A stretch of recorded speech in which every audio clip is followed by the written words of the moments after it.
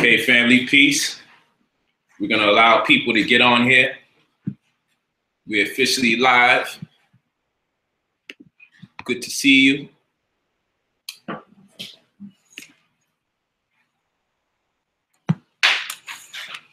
going to allow our family to come in before we get started.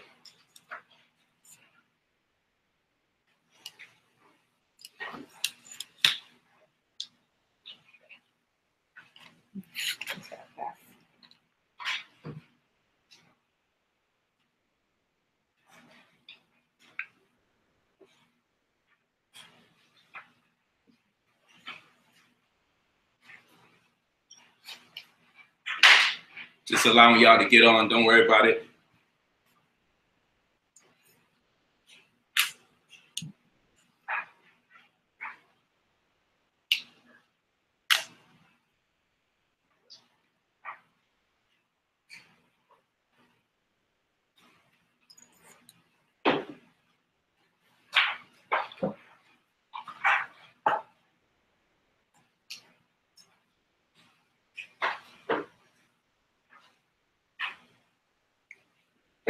Don't worry.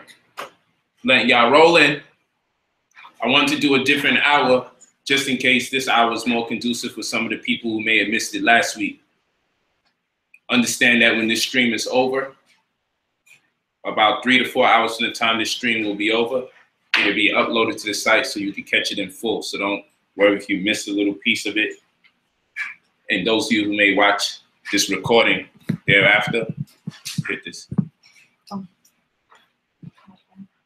Be sure to note or make a special note that this will be on later on. I just wanted to work a different time so it could work out for people. So we did 12 noon. Now we're doing 6 in the evening. Of course, this is Pacific Standard Time I'm talking. So we know it's 3 hours ahead in the East Coast and all over the world it's just different hours. But we did 12 noon, which I think is a pretty conducive hour for us on Sundays. And so next week's class will be at about 3 o'clock. Let's go for 3 o'clock next week, Sunday.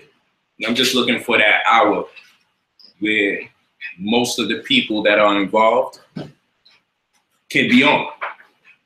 I'm just working it to see the schedule because we get new people every week in addition to the people that are already going to be consistent with the Sunday class. So let's just give it another 5 minutes or so, and then we're going to start this course. I got a lot of information that I have to share with you today. It's going to be very concentrated, very much like last week's, but there's way more slides. Do yourself a favor, check your email, make sure that you have your PDF slides. If you don't have it for whatever reason when this class is over, simply send us an email, we'll send it to you. But look out for your slides. Some of you may not realize that you got an email. Some of you may not realize it. So check your emails while you're at it right now to see if you got the PDF because there's a lot of presentations. My apologies for one of the slides. I did something fancy to it so that it'll work for me, not so much you in PDF format. And I'll make it clear during the course of this presentation which slide that is. So really, I wanted to make it interactive and show you how to go to some of the sites, how to do some of the due diligence online. And then I elected to say, you know what, let me give you the PDF. And so I screenshot step by step me going online, and you would pretty much get the gist of what I did. And then later on, I'll do a video showing how it looks in real time as I'm perusing through a site, doing the research. And we'll just approach it from different levels and different perspectives when the time comes.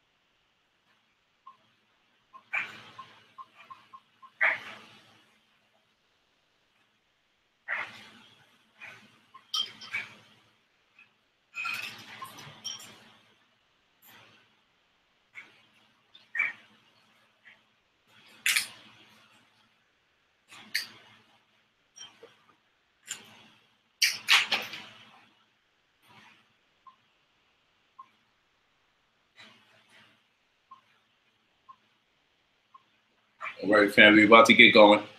Just giving y'all a few minutes to check your emails, make sure you got the PDF. Give me a few moments to get that going. Are we looking over here with this camera? We good? Perfect. All right. You know our cameras is in place. Yeah.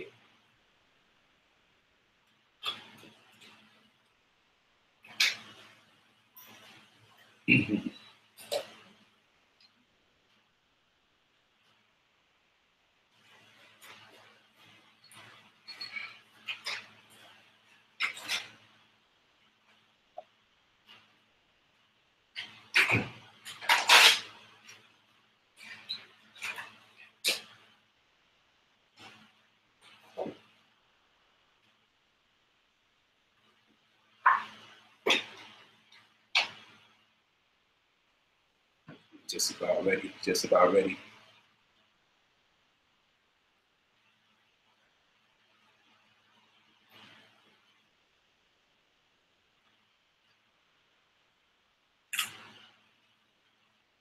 Okay.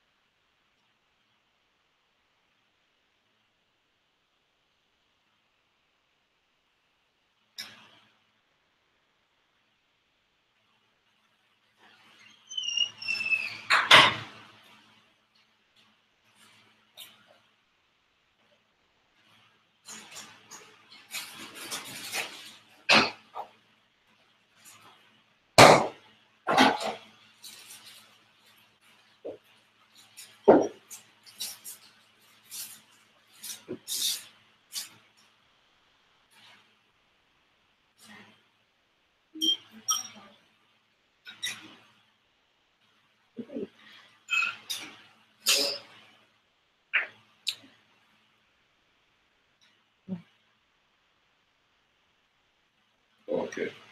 Okay, y'all, give me a few more minutes.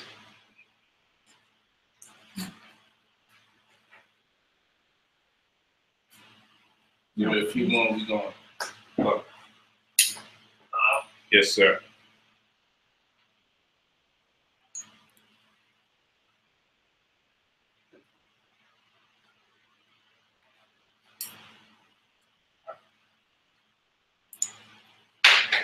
All right, just text your email.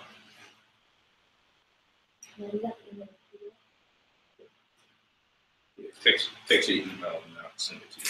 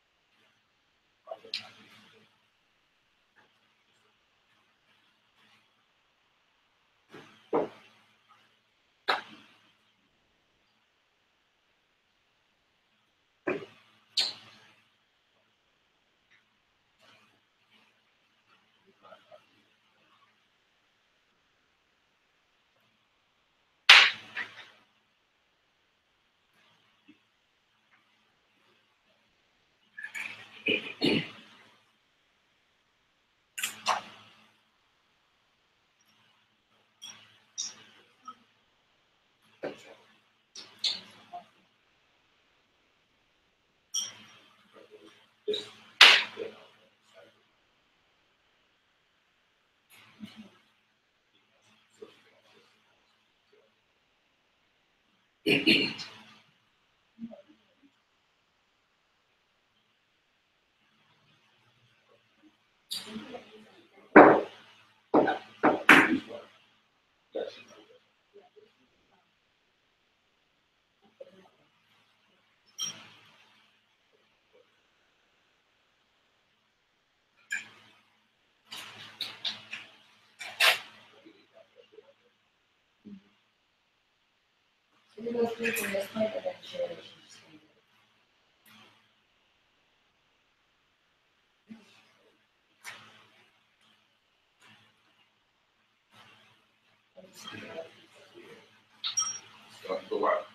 Yeah, family. So the PDF grind is real. The PDF grind is real.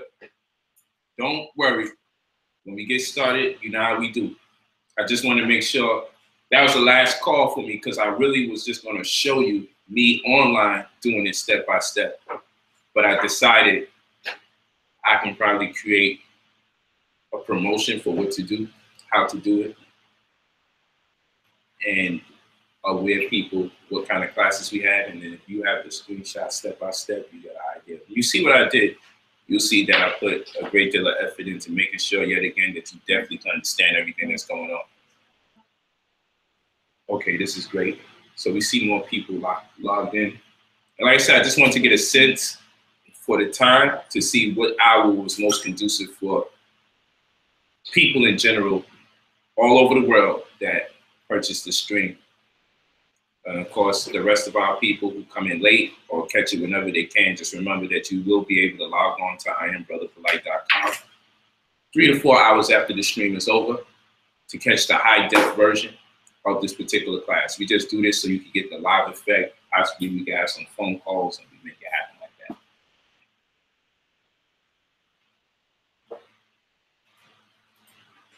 that. So we're almost ready.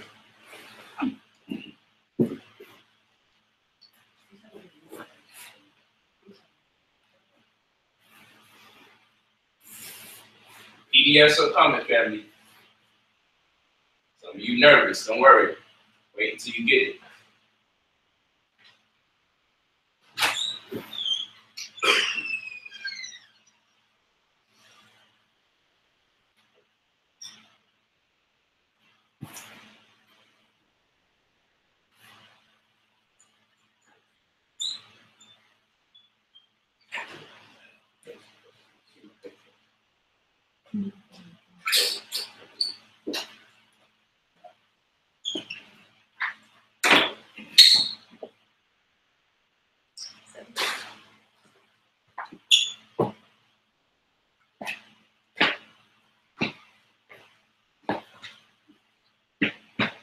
Yeah, now we back looking like us. There we go. That's what we was waiting for. Knew some of y'all was getting on late. It's the hour. We got another 3 minutes before we go in. You see it? Good.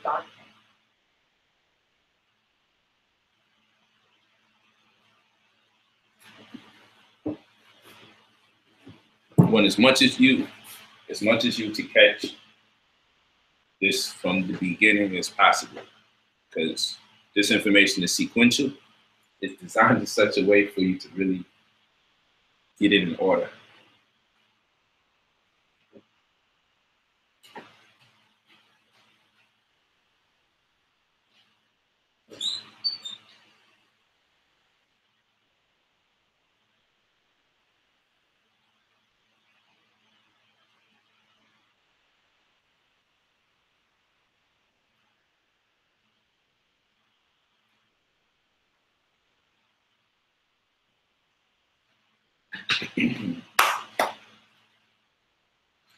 All right.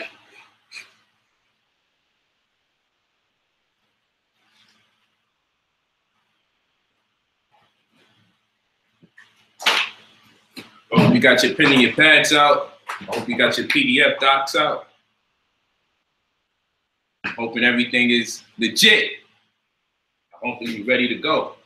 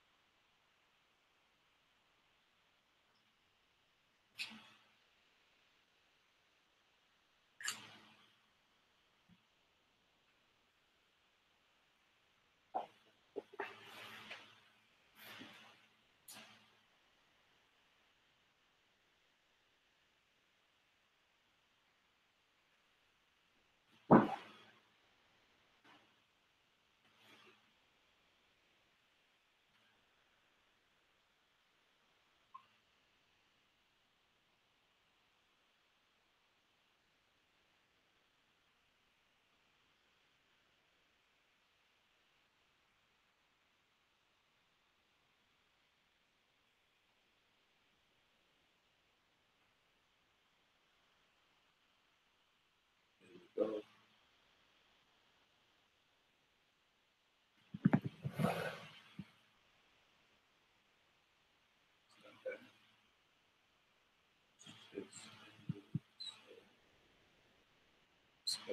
TV. So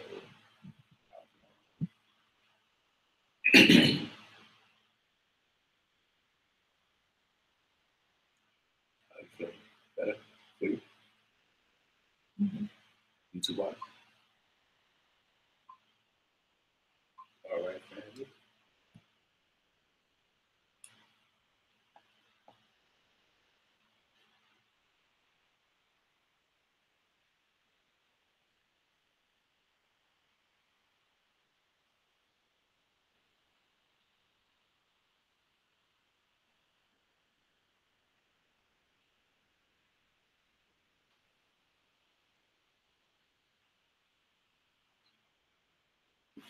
Great.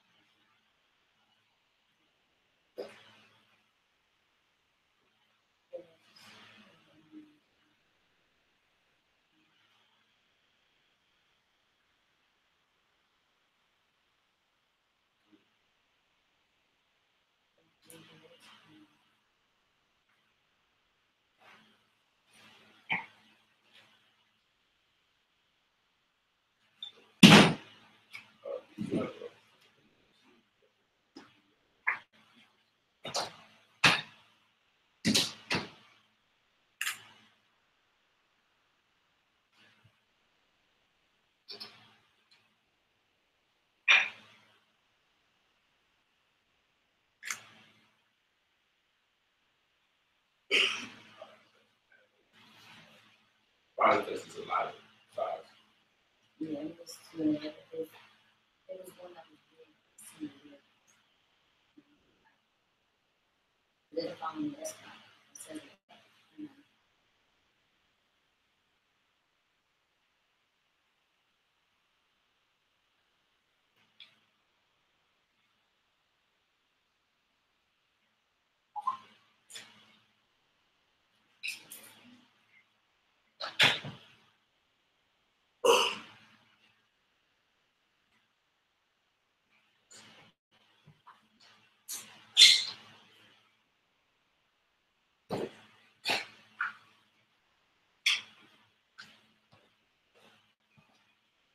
All right, family.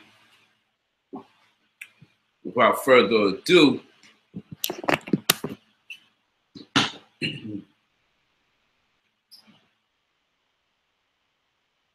Without further ado,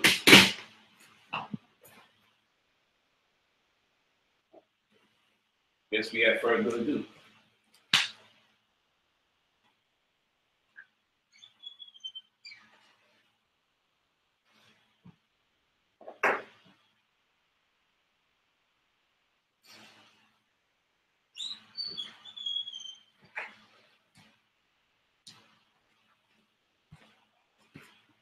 I have the Bluetooth ready too. So when it's time for me to do the calls, get it ready. Get it ready, have it ready.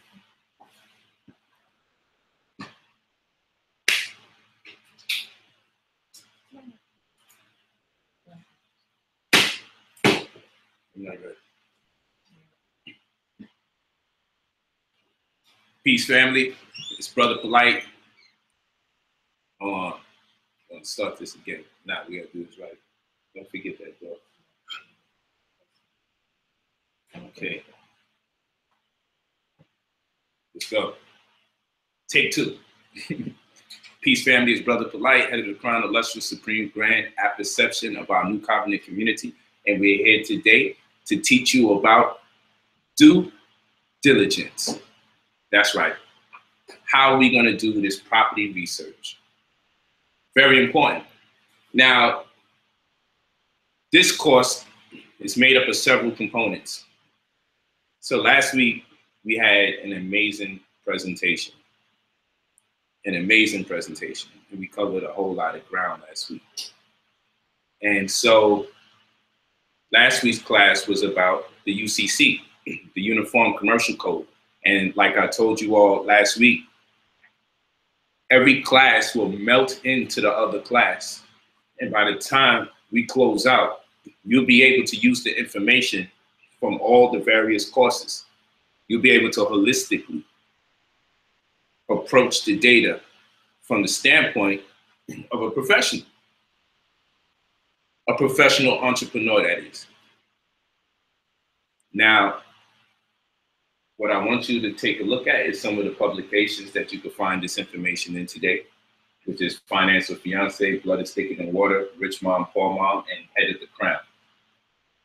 This will change the socioeconomical paradigm. I'm bringing about a socioeconomical paradigm shift because of what I'm teaching. And you'll understand this with lessons to come. So please make sure you have your pen and your pad ready. Make sure you take a look at your PDFs. We have another version of the PDF being sent. It's because the file is so large, some of you may be having a problem downloading it or getting it in portions. Nonetheless, whether you have it now or you have to wait till you get it later, understand that this class will be uploaded to the website in high definition. So don't worry about it for those of you that are online tuning in at this very moment. Now we're going to go into the course. Due diligence. Yes, today is the due diligence course, and we're going to speak about title search, county surveyors, tax equalization, ratios, and we're also going to discuss the comps. Okay, so today is about due diligence. We're going to discuss title search, the county surveyor, tax equalization, and the comps. These are things that, in my opinion, are very, very important when it comes to researching about property. And it's also very important that we understand fundamentally what these things mean and represent to the properties we're looking to invest in. Please make sure you take special note. I personally feel a lot of what you need to know as far as doing research on property is pretty much all inclusive of the following things. So when we do our due diligence, we need to have a great deal of insight on the following: title search, county surveyors, tax equalization ratios, and the comps. These are the things that we want to focus on. Now, before investing in property, here are the things that I want you to hone in on. Remember, like we did last class, we said we want to have a point of focus for our study. We want to have a point of focus for our class. So we want you to be able to check these things off. But this is a little bit different Because even in this, I'm going to give you the education. And I'll explain to you what I mean by that. Before investing in property, these are some things that I want you to take into consideration. One, are there any liens or encumbrances on the property? That's what I need you to ask. Are there any liens or encumbrances? Encumbrances are things that may impede on one's ability to actually acquire the property, void of having to pay for something that you, the buyer, are not responsible for, that under normal circumstances, you would not be responsible for. Case in point, the previous owner of the property could have been knee-deep in child support debt. And in being knee-deep in child support debt, they could have messed around and said, well, you know what? That's now an encumbrance on the property. What does that mean to represent? That means now you bought a property and you have to pay someone's child support debt. You bought a property and now you're paying for someone's child support debt. That's what that means. So you want to be careful when you buy properties. You have to take the time out to see if there are any liens or encumbrances. There may be a federal tax lien on the property. So there's all sorts of debt obligations that can incur stress on the investor if they don't do their due diligence. Now, you may hire someone to do this, and that's okay. But what you always need to do before you hire somebody to fulfill the task is also be knowledgeable enough to understand if they're doing their task the right way. Secondly, it never hurts to have an extra set of eyes when it comes to researching real estate, because so many things can go under the radar that can implicate you at the end of the day, ultimately. Not the person that you pay to do the research. You're the person at the end of the day that still will have to pay, because no one's going to guarantee you on research for the property whereby you're never going to have no problems whatsoever. Anything can happen with real estate. Now, there are some guarantees people can give you, but what I'm telling you is it behooves you as an educated entrepreneur for you to be able to do your due diligence in capacities that's unparalleled to the average person that just buys property in the name of simply investing. So I have RP here, and that's an abbreviation for rental property. Income and expenses. You want to factor those things in. Now, the reason why I have these things here is because there's so much to cover in terms of due diligence. I want you to take these things into perspective as part of the education, because we won't be able to immediately hone in on everything that you see here. But me bringing it up gives you power and license to take it into account to do further research. So I wanted to include these things here because I want us to say when this class is over, at least it was mentioned. Because due diligence can go as far as the meticulous mind or person goes. Always keep that in mind. There's always something we can pick at. But based on my level of success and based on my particular interests, where I've been able to flip homes, I've been able to conduct very successful rental properties, it behooves me to say, let me bring up the things that comes to my mind from personal experience and impart that wisdom to everybody else that's listening. That's what's very important to me. So I want you to understand when it comes to rental property, one of the main things you need to consider is income and expenses. During the course of this actual class, like all the others, we'll have accelerated aspects of class, and then we'll also have remedial aspects of these classes. Nonetheless, no matter how accelerated someone's knowledge may be, they may have always missed out on a certain account of information that's imperative to their growth or to their edification. Meanwhile, we want not to leave any stone unturned. So I'm going to have remedial aspects to the class as well, because in retrospect to that which is remedial, you'll be able to appreciate the accelerated versions. So again, we're talking about holistically approaching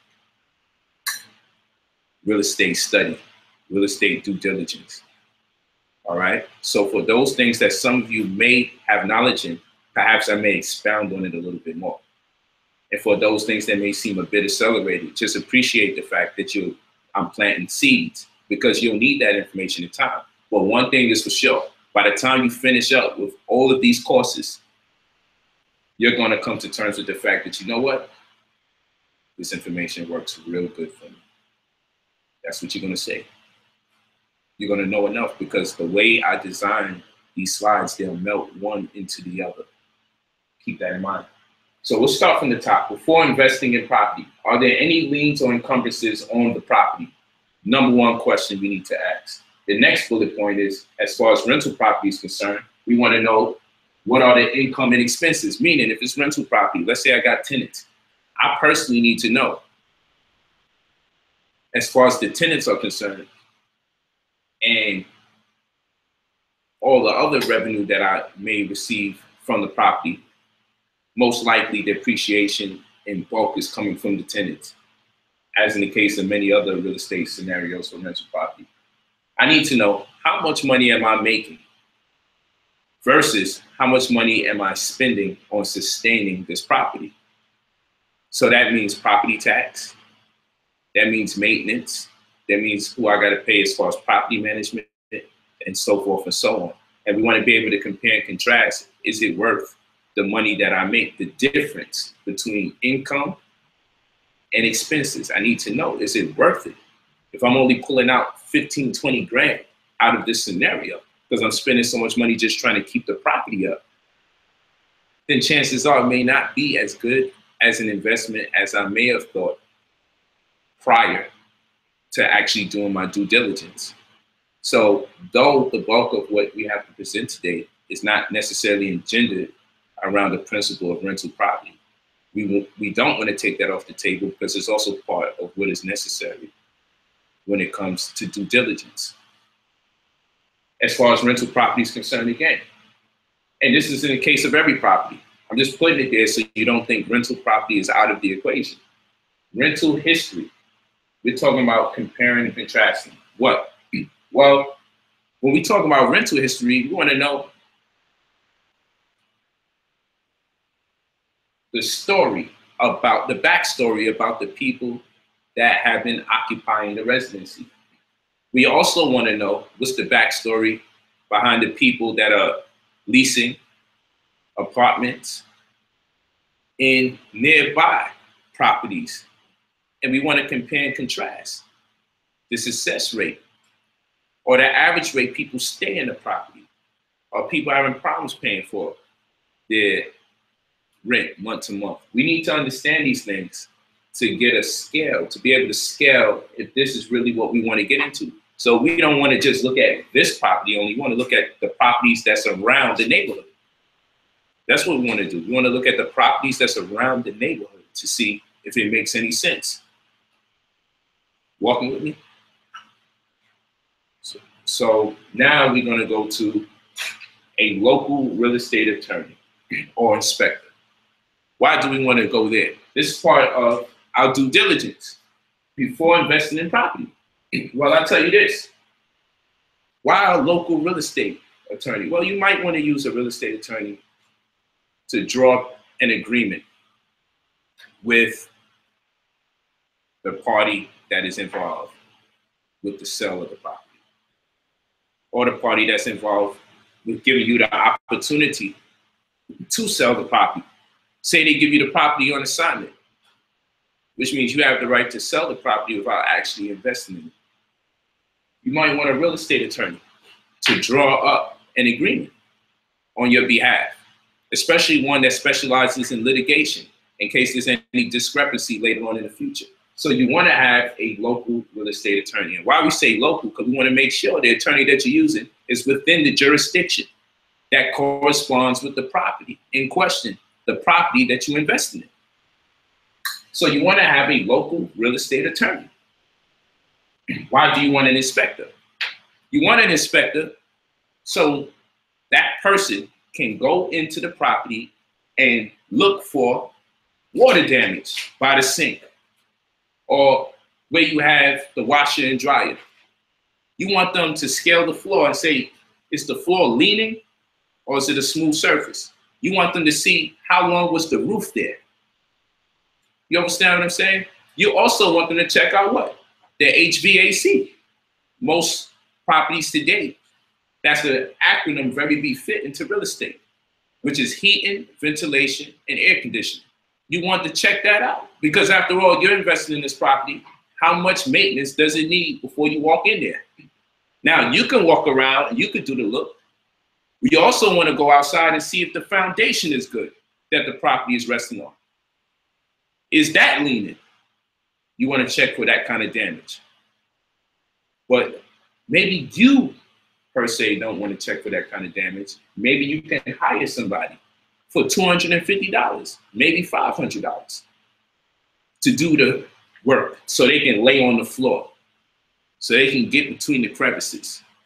Because after all, this is an investment that if it goes wrong, it's going to cost you thousands of dollars. So since this is an investment that if it goes wrong, it's going to cost you thousands of dollars, why not spend the $250 or $500? Now, if you don't have the $250 or the $500, you probably shouldn't be investing in the property in the first place. So you see, this is where this conversation is going. I'm showing you how to make sure if you get into this, you may have to spend this money just to get out of the situation. You may spend this money on a real estate attorney. He may set up an agreement. It's probably going to cost, around $700 to hire him for probably 3 to 6 months. And you're just going to use him to draw up contracts, nothing else. He doesn't make a profit off of anything. This is just going to be his agreement with you. When you need him, you're going to describe the nature of the agreement amongst you and the other party, all parties involved. They'll draw it up for you. You'll have that so you can be professional. Your inspector, you're going to want that person there so you can make sure the property is worth investing in, of course. You already should have a summation of income and expenses, or even the projection that the seller's given onto you in order that you may invest. You also want to know the rental history. That is if there are tenants in there. And you want to compare the rental history amongst other tenants from other properties nearby. And these are the things that you're going to do before you actually really say, I'm going to invest and buy this property. You want to know if there's any liens or encumbrances on the property.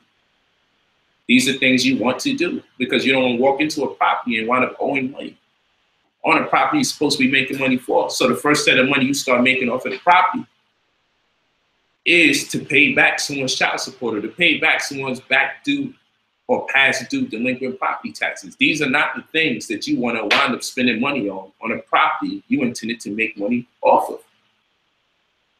Then you got school district criteria, crime rate, and amenities. Why? Because in many instances, the fastest selling property is a single family household. But it depends on what the scenario is. If this is a rental property, if you're looking to purchase a property, if you're looking to rent or option to buy, there's many different circumstances. In the traditional sense, maybe you want a single family because they sell the quickest on the market as far as buying to flip, as we say. So you may want a single family household in a highly reputable school district in a low crime rate area. These things work to your better advantage. Why? Because in a highly reputable school district, people tend to move in that community. People tend to need a place to at least rent, especially if the campus costs too much to stay on or is sold out. There's no more room.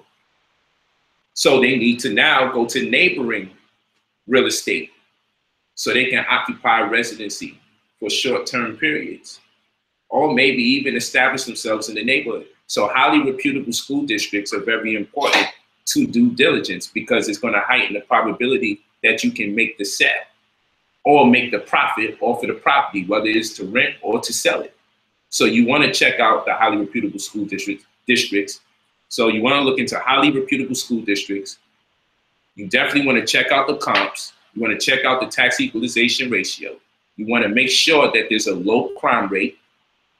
And of course, some of these things we'll go into in the future so you could really understand what we're talking about, the near future. That is this presentation, because I didn't put all that there. And then amenities. Do they have parks? Do they have pools? Do they have camps for children? These are things that encourage buyers to come into a community. These are things that in culture makes the neighborhood worth more. So does the community have any amenities? Or Is it that they only have one local park and the plants that's growing in there look suspect, and miss up the empty cans of soda and cigarette butts that's all over there? We need to figure this out so you understand what exactly are you investing in, because what we want to talk about is heightening the probability that you can make money off of the property or get into the property that is of choice or meets your criteria. But in order for you to have a criteria, you have to have the knowledge in the first place. And I say that again, in order for you to have a criteria, you have to first have the knowledge in the first place to establish criteria. So again, we're talking about due diligence before investing in property. And I do repeat things over and over, not because I don't recollect, but because it is very important that you take notes. And sometimes while you're taking notes, you may be missing what I'm saying in real time. So I repeat what I'm saying quite often so you can remember it, because I'm helping you recite this information.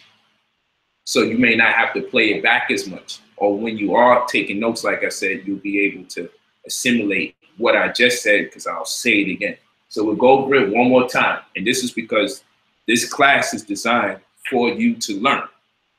Before investing in property, you must take into consideration, are there any liens or encumbrances on the property? 2, as far as rental property is concerned, especially income and expenses. 3, rental property, especially rental history. You want to compare and contrast amongst other properties that have rental history. 4, a local real estate attorney you're going to want to hire, and I explain why. And also an inspector, I explain why. And then school district criteria, crime rate, amenities, and so forth and so on. These are things that's going to be very important. And like I said, your criteria may be a single family household, highly reputable school district, low crime rate, befitting tax equalization ratio, and the comps are conducive or in conformity to the criteria that you have established to which and you believe that you can make the most for your money. Granted, the disposition of the property as far as your due diligence is concerned, in regards to the aforementioned things that I just mentioned. Very important. So we'll go to the next slide. Title versus deed. Very important, because when we're talking about the deed, there's a lot of talk about deeds when we deal with real estate. Very little talk about titles. Titles are very important. We don't talk about them. We talk about deeds.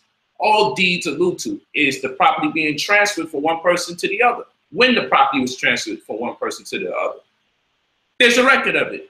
But the title has that information inclusive of additional information that is requisite to your ability to conduct due diligence.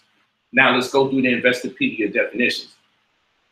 Title search, an examination of public records to determine and confirm a property's legal ownership and find out what claims are on the property. We have to do this kind of research, right? A title search is usually performed by a title company or an attorney who researches the vested owner, the liens or other judgments on the property, the loans on the property, and the property taxes due. These are some keywords I want you to look out for. Transfer the ownership.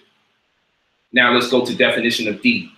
A deed is a legal document that grants the bearer a right or privilege provided that he or she meets a number of conditions in order to receive the privilege.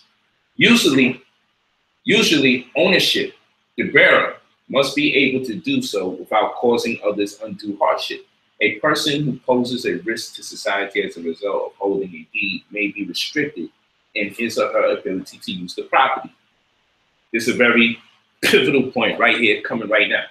Deeds are most known for being used to transfer the ownership of automobiles or land between two parties. That's the focal point.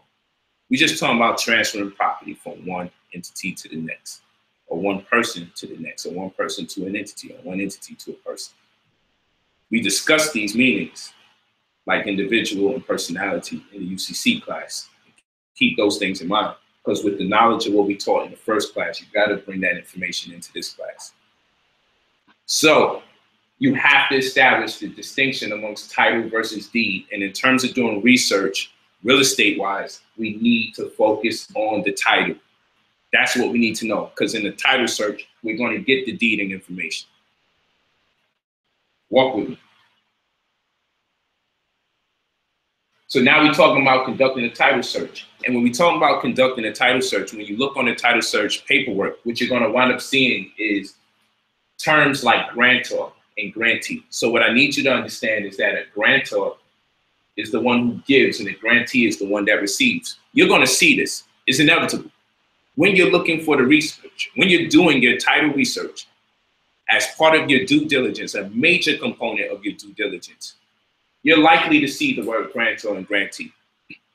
Remember, we spoke about real estate nomenclature or UCC nomenclature, but today we're talking about due diligence nomenclature. And those of you that were there for the first class, you understand that nomenclature is a specific assortment of words that cater to the culture or genre that you are investigating immediately. Okay, so there's a group of words that are used in ways that they may be not used in other genres of information, like person, like individual, like personality. The nomenclature of UCC has a different determination for what those words mean and represent. So the nomenclature of due diligence as it relates to real estate would suggest to us how imperative it is for us to understand what a grantor and grantee is, because we don't want to go into shock when we feel like, hey, I know what this information means and represents. And then when you start pursuing the information, you come across these words and you wind up in culture shock. And that creates this paralytic state as far as education is concerned. And then you stop everything you're doing. You probably pick it back up 3-6 months later and say, man, I was on it. You get inspired again, you start all over again. I don't want that to happen to you. I want you to fulfill the mission that you had. So grantor gives and the grantee receives.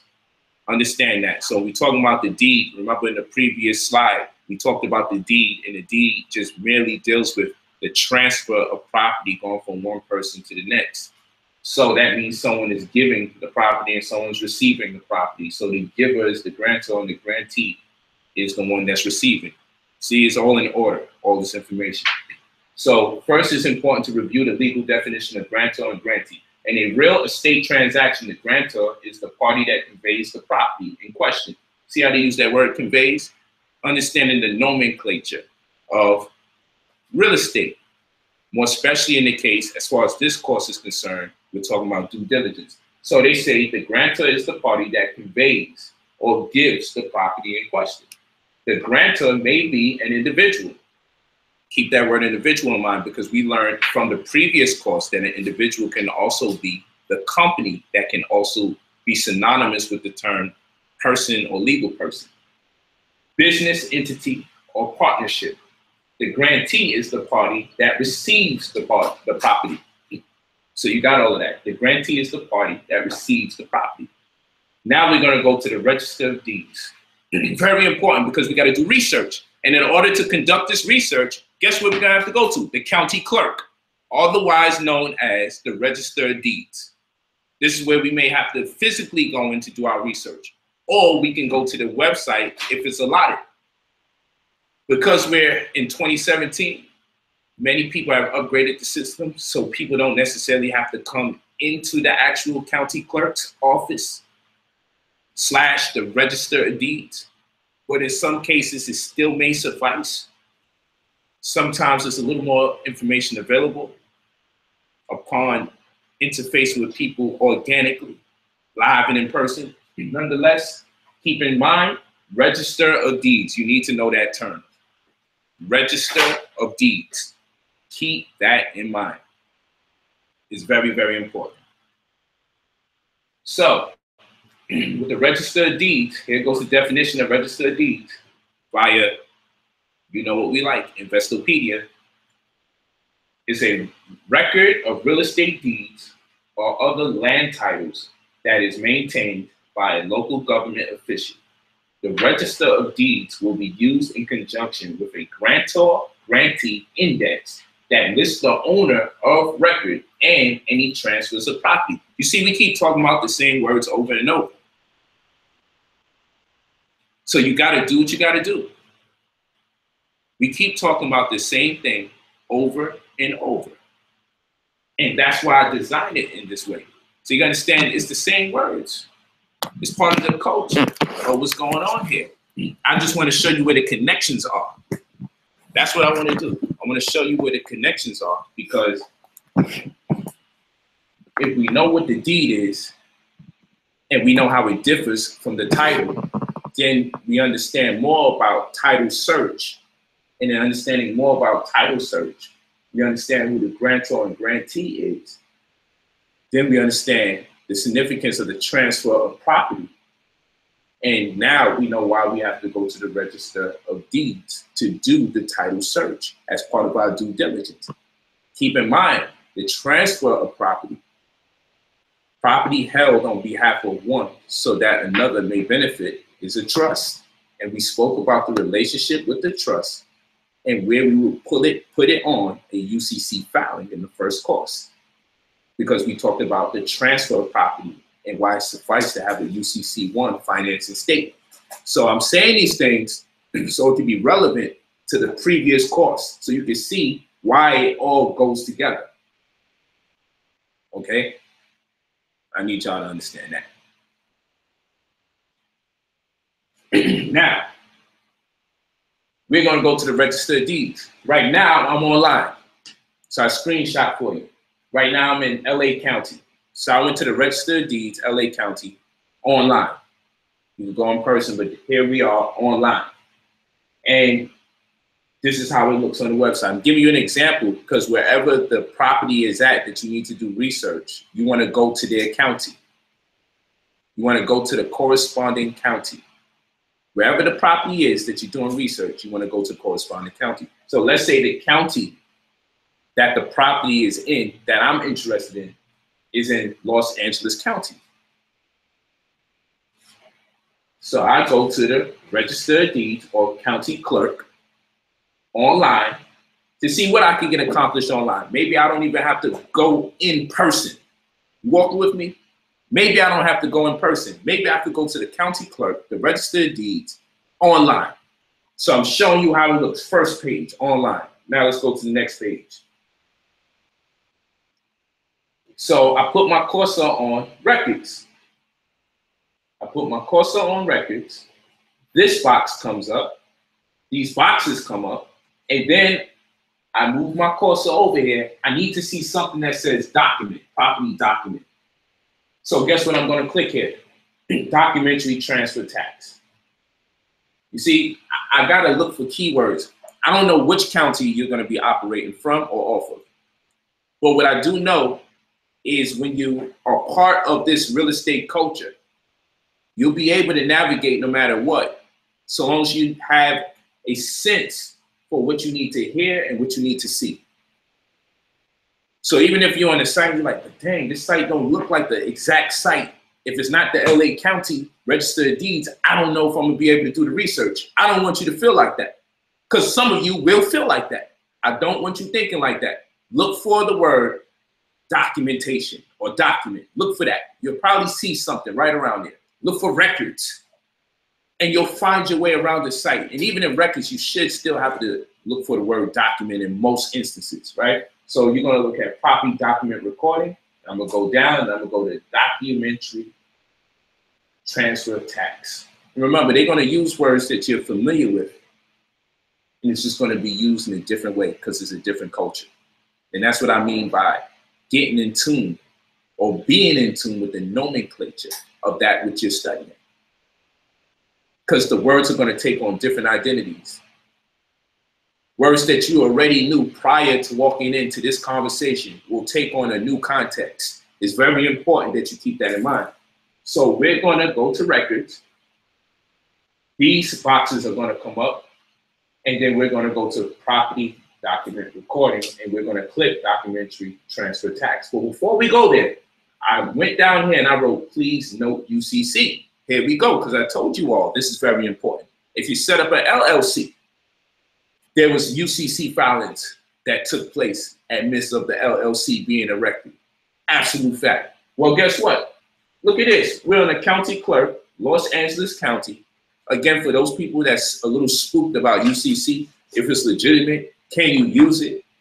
It's part of everyday real estate transactions. It's just that we haven't been taught about it. Because from pre-K to 12th grade, that is to say from 14 years of schooling as an occupation, so to speak, we have not learned anything about real estate for 14 years of schooling. And when you learn about real estate, I surmise it is incumbent that real estate not be taught unless it's coupled with knowledge of UCC. And you must also learn about trust. And what good is all that information if we don't understand how to conduct due diligence on our own behalf, at least on some kind of intermediate level, which this presentation translates. This is what I need y'all to understand. So I wanted you to see that they have a box here, UCC financing statement. What is a UCC financing statement? Request copies. Please note UCC. Remember I told you all, there's a filing number for the UCC where you can look up the property transfer or the agreement amongst debtor and creditor. So in the first course, we did say we can look this information up because paperwork is court. In the courtroom is where we discuss the paperwork. And therefore, when I go to court, I must understand that my paperwork shall precede me, meaning I need to pick up conversation from where I left off in paperwork. Otherwise, I'm going to be part of the narrative that I don't control, which puts someone else in control. So the UCC was constructed greatly because it removes us from having to actually go to court because it's so layman's, it's so strategic, I should say. The approach by the UCC is so meticulous that it requires not of us to go to court. So again, paperwork is synonymous with court. The courtroom is where the paperwork gets discussed. And should we have to go to the courtroom, our paperwork shall precede us through the filings that we already made. And here we see a section for UCC financing statement at the Register of Deeds or the county clerk. But right now, we went to the site, we click records, these boxes drop, we go over here, we're looking for the word document. We see property document recordings, we're reading, recording requirements, documentary transfer tax, fees, forms, we're going to documentary transfer tax. We click that. Now we're on a new page. It says online requests, and here we have real estate records request fees. So this particular site says, if you want the goods, you got to pay a little money. Why not? Cost a little to save us a lot or make a lot. Not every county is going to charge you for this information. Depending on where your property is, that is in question, that I should say, where the property in question is going to determine if there's online access to research, which there should be. You may or may not be charged. Keep all that in mind. So now what we're going to do with this is what? We're going to read through. So the document service fee, certified copy, first page, $6. Certified copy, each additional page, $3. Plain copy, first page, $5. Plain copy, each additional page, $3. So of course, you know they're not giving you 2 or 3 pages, right? And search fee, per name, per year, non-refundable, 50 cents per name per year. And this is important because when you're doing a title search, you may want to go back 10 years to understand how that property has evolved as far as commerce is concerned up to date. Maybe someone foreclosed. Maybe there was a short sale. Maybe someone turned it to a rental property. Maybe it's evolved since. Maybe the house burned down, someone picked it back up. Maybe the property, you know, maybe it went through a tax lien. Maybe there's a tax lien still on it. Maybe it's a federal tax lien on it. So you want to see what's been going on at least the last 10 years with that property so you can get up. In essence, you can understand the nature of what you're about to walk into. And then if you're into energy, you can understand the energy behind it. Like how many people have lost this property? Maybe this is a property that people keep losing. And maybe there's a reason behind why this property keeps being lost. Maybe it's something about this property that we don't know about. And I'm not talking about a haunted house. I'm talking about maybe the neighborhood is not a good neighborhood, and people that keep investing in this property find out it's not a good neighborhood because maybe there was a line of uneducated consumers or uneducated entrepreneurs that have purchased this property only to be subject to the same circumstances. Hope you walk with me. So you have expedited mail, UPS fee, $18.50, and then you have handling fee, charged on all credit card orders, $1.75. And it says, note, the fee for a certified copy is charged for online requests made through LexisNexis. So this is a third party that they are working with via Los Angeles County to facilitate the purchases or the fees for the corresponding data. All right. So let's say we say, okay, I see your hustle, but I need the information. So I'm gonna click real estate records. After I click real estate records, this page comes up. And it lets me know about verification. Payments will be posted to your account within 1 business day. All this information you need to know about the processing fee, charge information, contact information for the county clerk, also known as the register of deeds. Vocabulary you need to know because we're talking about doing research. You should not talk about real estate research and not have the terms county recorder or register of deeds as part of your nomenclature. You need that. So, Los Angeles, COR/CC, Norwalk Real Estate. We'll pass that, real estate records. They talk about the fees. Here we go. Information that needs to be filled out. You don't necessarily need to fill out everything. Document title, property description. Now, sometimes property description based on contract would allude to the exact address of where the property is.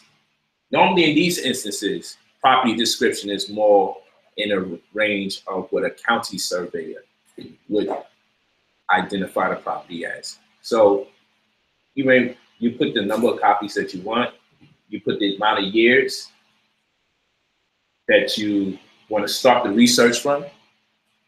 So you could say, since its beginning, you're just gonna have to pay for that. Or maybe you say, I'm gonna go back 10 years, like I'm suggesting to you, at least go back 10 years, all right? And then you have the book number, page number, not necessary, okay? Document number, let's go here. Search name, very important. You can get very far if this is all you got. You wanna search the name of the owner of the property or the name of the business that owns the property. You're gonna do that. And sometimes you can work backwards, so to speak. So you might have information on one account and not on another account. Well, with this system, it's pretty simple. If you have the address or you have the name of the owner and you know what county you're operating from, you're pretty much gonna get the information you're looking for. And you'll be able to fill in all the other blanks. That's what I'm telling you. I'm saving you time and energy. All right, so don't overwhelm yourself. If you got the name of the property, the address, you understand the county that the property is in, obviously, which would mean you know the city and the state, you're good. And this is the same thing over and over if you're trying to do several. So if there's a different property in question, you're gonna do the same thing over and over. So as you scroll down, you're just gonna see the same thing over and over. Keep that in mind. So what you're looking for, what are you looking for? Idealistically, what you're looking for is something to this effect. The date, when it was signed, property signed over, mortgage maturity date, so then you know, hey, there was a mortgage here. You're looking for information that gives you dates, times, the owner's active judgments and liens. So this is what you're gonna get from your research. You're gonna wind up seeing active judgments and liens. Final judgment, business of Bonaventure Tract, 22 homeowners assigned inks. So what you're gonna find out is property data. You're gonna find out what the property tax assessed value is. Okay, so we got over here, 107,320. So we got 27,550 over here, land. Okay, tax year, 2010. So the total amount being 134,870. You're going to get the information that you're going to need for your due diligence. We're going to go into assets value and fair market value. What's the difference? Because with assets value and fair market value, one is determined by municipalities and the other one is brought about by an estimation of the state. So you want to keep these things in mind. So as far as assets value and fair market value, one is determined by municipalities and the other one is determined by the state.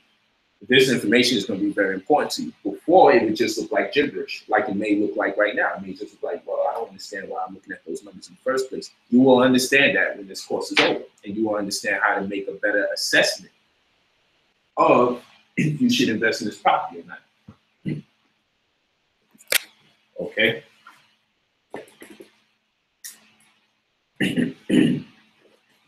So you should be looking for stuff like this to see if there's any active judgments and liens on the property, or what dates and time they correspond with, and what is their amount. $10,237.47 lien on the property. Then another one at $3,520.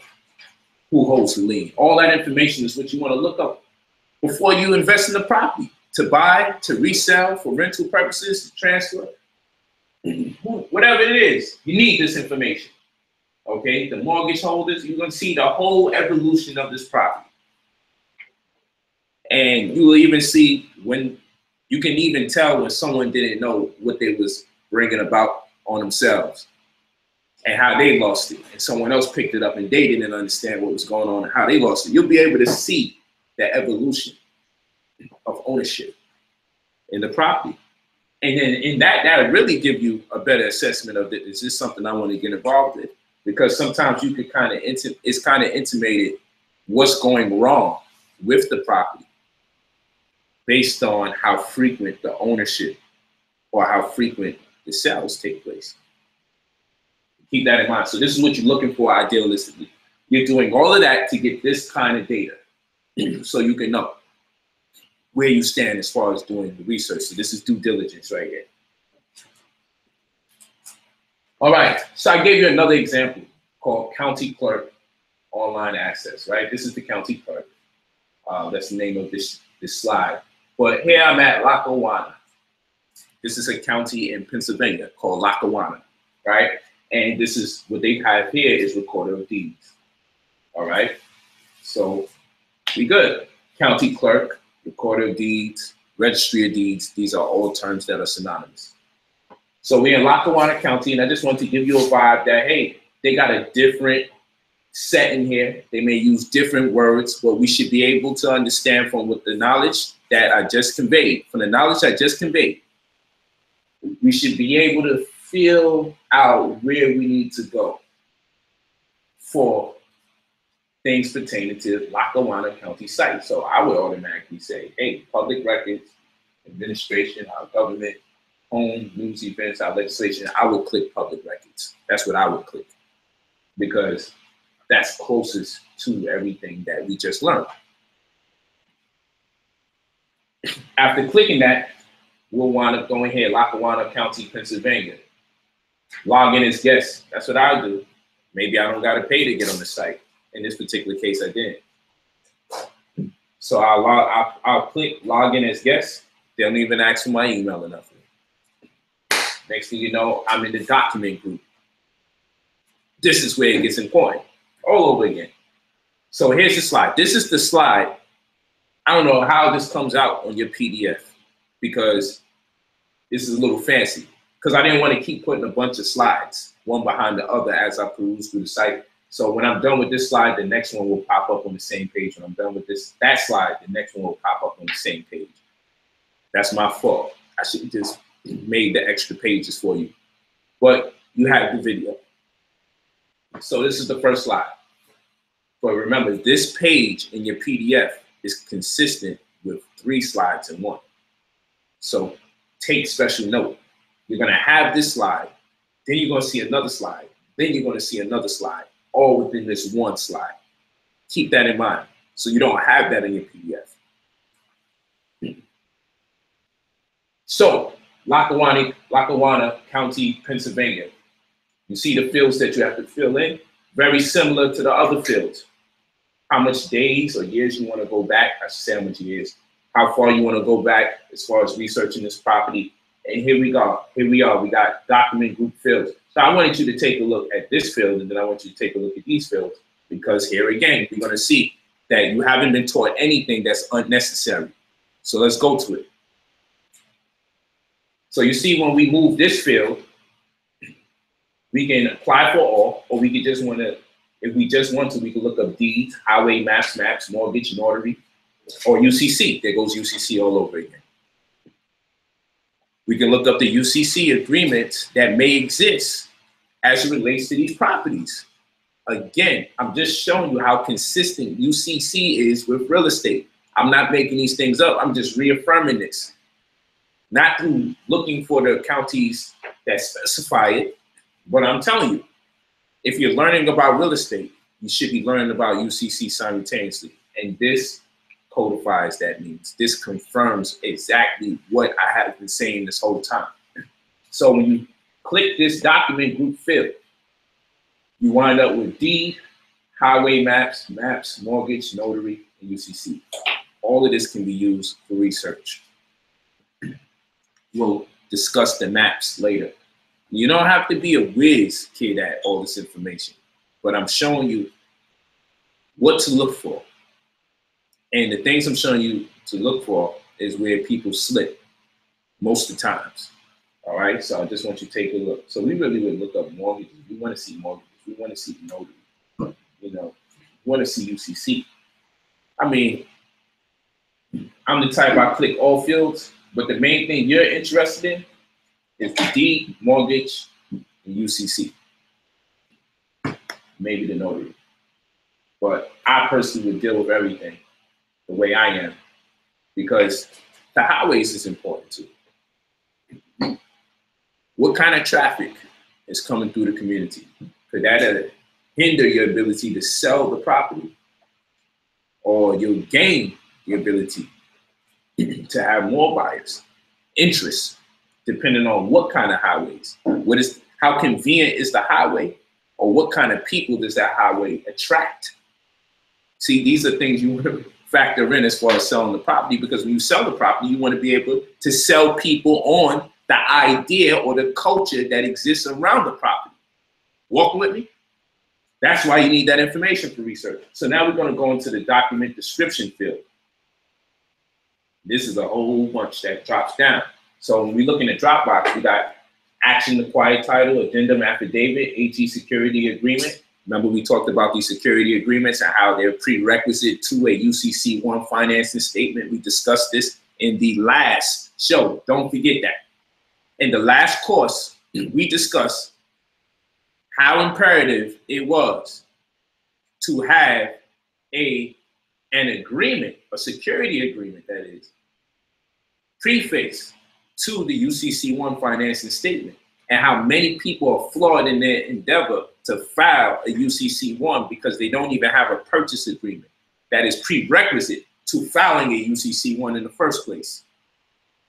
So here we can look at AG security agreement, agreement of sale, agreements, amendments, articles of incorporation, articles of merger, assignment, assignment of mortgage, assignment rents and leases, assignment rents and leases 30 years, assignment taxable, assumption agreement, bill of sale, and certificate of completion.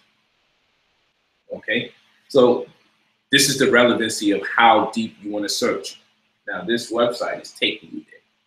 You know, this one is a little more coherent. Everyone's site is going to be based on the culture of that county. So it may not be as forthcoming. The information may not be as forthcoming in one county's website as opposed to the other. But nonetheless, you can get this information. It may take sometimes for you to actually say, you know what, I might have to go directly to the county.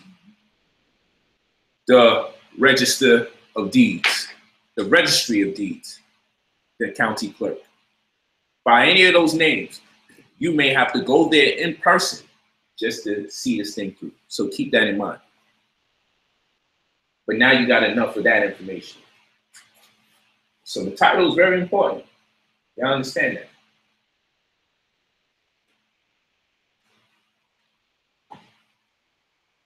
Now we're dealing with what? The county surveyor, which is very important to do the research. County surveyor. Why is the county surveyor so very important? Let's go over the bullet points that I put here. County surveyor is important to maintain the public land survey system. PLSS is what it's called. It's a very important scenario. So the county surveyor's responsibility is to maintain the public land survey system. Township. What is a township? A township is 6 miles by 6 miles, giving you 36 square miles. And within each one of those miles that make up the 36 square miles that makes up a township, each mile is considered a section. Very important information. Why? Well, sometimes zoning issues may occur and properties may be on someone's property may not in essence be all of their property because their property might be on someone else's property technically. You don't want to get into that situation because it works to the benefit of the person who realizes you're on their property.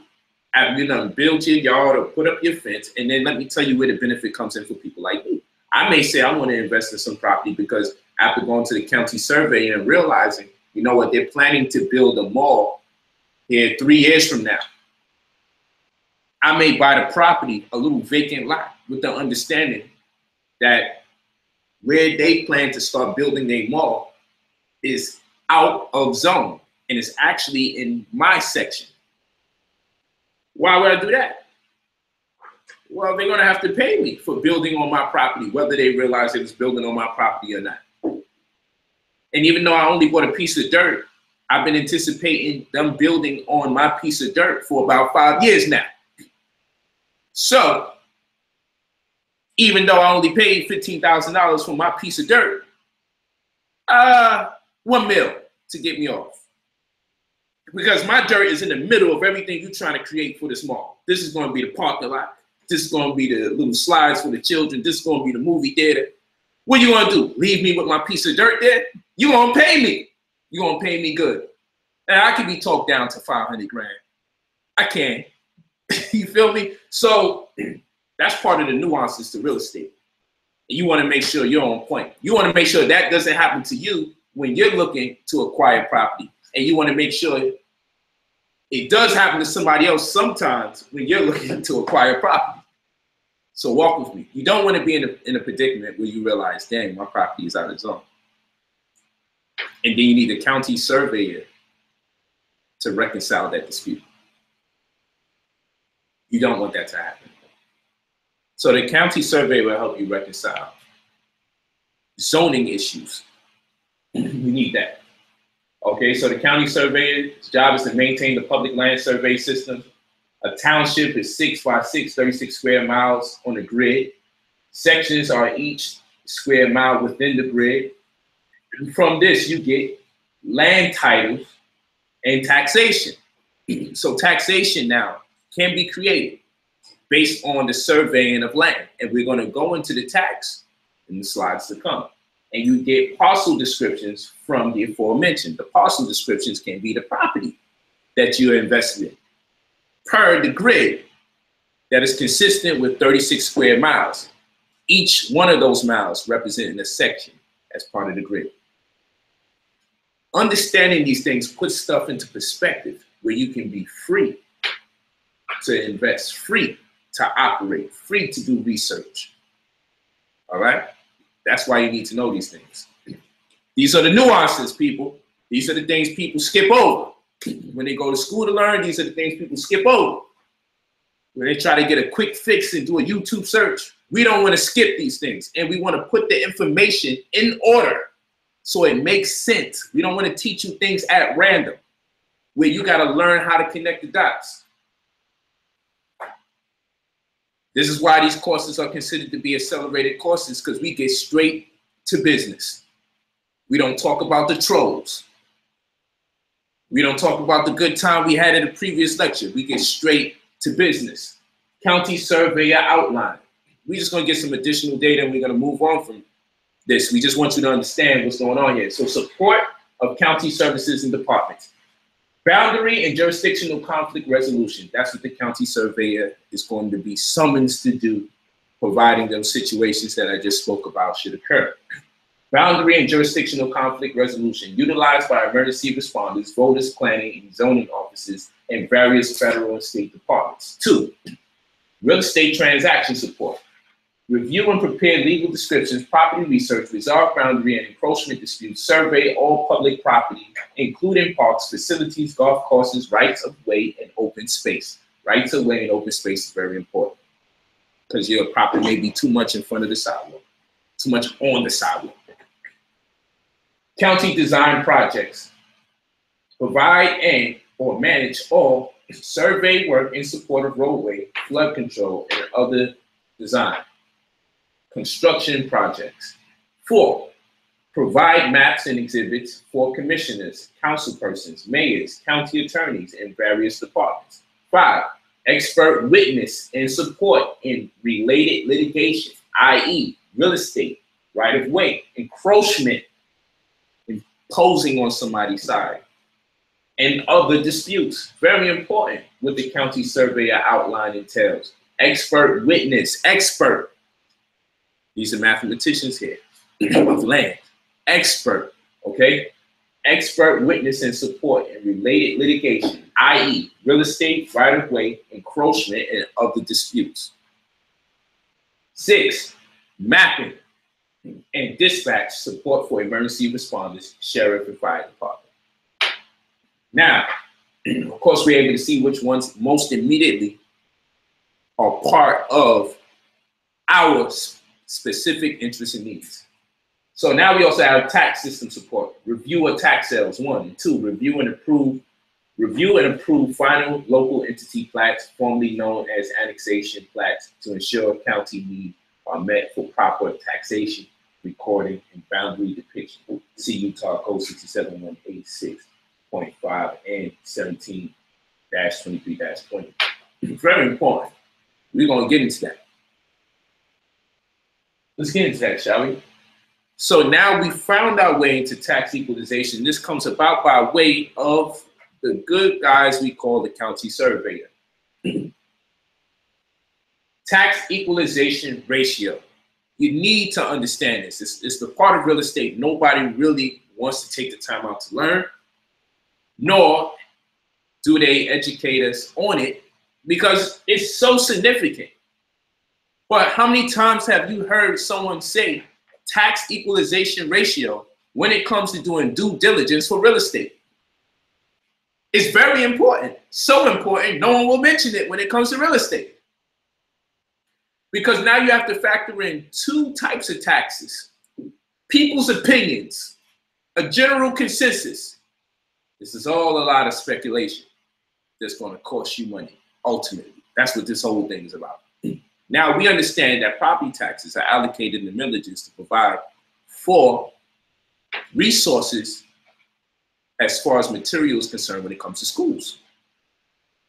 So the books, the lunch, things like that is used by way, or things like that come about by way of property taxes.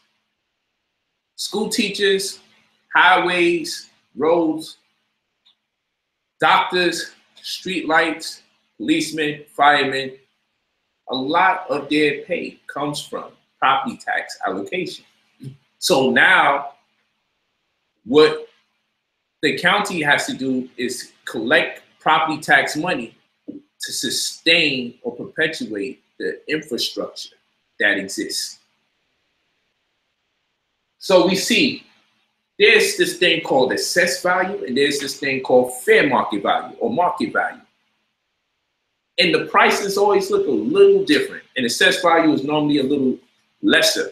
And fair market value is normally a little higher. But the property taxes is where things get tricky. So you have the assessed value is to the municipality as taxable value of property based on state law. Very important. Environment and what % of the fair market value is being applied. This is always the most tricky part of the conversation to explain. And fair market value is estimated by the state. So assessed value is to the municipality, as fair market value is to the state. So fair market value corresponds with the state. The state comes up with this fair market value, and it purportedly is based on a consensus amongst buyer and seller and what they feel the property can really go for. Then you have the assessed value. The assessed value is to the municipality. Okay, this is the county. This is your local government. They're coming up with an assessed value. And the assessed value is based on taxable value of property based on state law. Environment. What percent of the fair market value is being applied? What is the environment? Those highways we was talking about. The schools we was talking about. The crime rate. How taxable is the value of the property in retrospect to the environment that exists? Okay, so there's the property, then there's roads, there's highways, there's schools, there's crime, there's gas stations, there's malls, or there are no malls and there are no amenities, and there are roads, but the roads are not that good. They make an assessed value, and the assessed value will fluctuate a whole lot more than the market value of the property. So you got what the property is worth based on how it's built and what buyers and sellers say a property like this is worth in an area like this. Then you got the assessed value that's like, we're going to be more meticulous. And in turn, they may devalue the property based on the circumstances that exist around that particular property. And that in itself warrants a tax, which is the state law. So you're going to have what's called an equalization rate. So they're going to already have a standard equalization rate. That's one. Then you're also going to have property tax, which is 2. And then you're also going to have the assessed value, which is 3. And all 3 of those things are going to keep being multiplied into each other. So that's why when you go at the bottom, you got state law, which equals equalization rate, maybe 1.1, 1.2. Then you have the equalization rate multiplied by the assessed value. And once you multiply the equalization rate by the assessed value, then we have to determine, based on the state, are we doing this $1 on every 100, $1 on every 10? This is an estimation that is created around the folklore that we can come up ideally with a taxable account for a property based on the circumstances that exist around that property. Okay, so you have the equalization rate, and that's going to be at a standard. You're going to know when we go into the county, what is the equalization rate over here in this county? So you'll know it's going to be 0.1 or 1.2 or 1.3, whatever the case may be. You're going to know what the equalization ratio is, right? That's based on state law. Then you're also going to know if on every 100, is it $1 to every 100? Is it 2 to every 100? Is it 3 on every 100? Or is it out of 10? You're going to understand this matrix in the course to come when we talk about tax deeds. Don't worry about it. I need to introduce it to you here because we wound up into the tax coming from the county surveyor in light of the fact we had to do a title search. I just need you to have this, because when we get to the tax deed section of this course, you're going to be using course 1 and course 2 to deal with the tax lien and the tax deed. And then you're going to be able to factor in equalization, tax equalization ratio. And it's going to all make sense. But right now, understand, state law equals equalization rate multiplied by assessed value multiplied by $1 per 100. We just saying per 100 for now. You'll understand that later. So we're going to go to tax equalization ratio. The reason why this is very important because you need to understand how much you're going to want to pay in taxes. So a $100,000 property is likely to cost you $3,500 or $4,000 inside of a Lackawanna County. I can tell you that off the rip. Okay, just understanding the equalization ratio. the tax equalization ratio. All right? So assess value is to the municipality as taxable value of property based on state law and environment. What percent of fair market value is being applied? That's when you get it on the dollar. What percent of the fair market value is being applied? Is it $1 on 100? Is it $2 on 100? Is it $3 on every 100? That's what's going on here.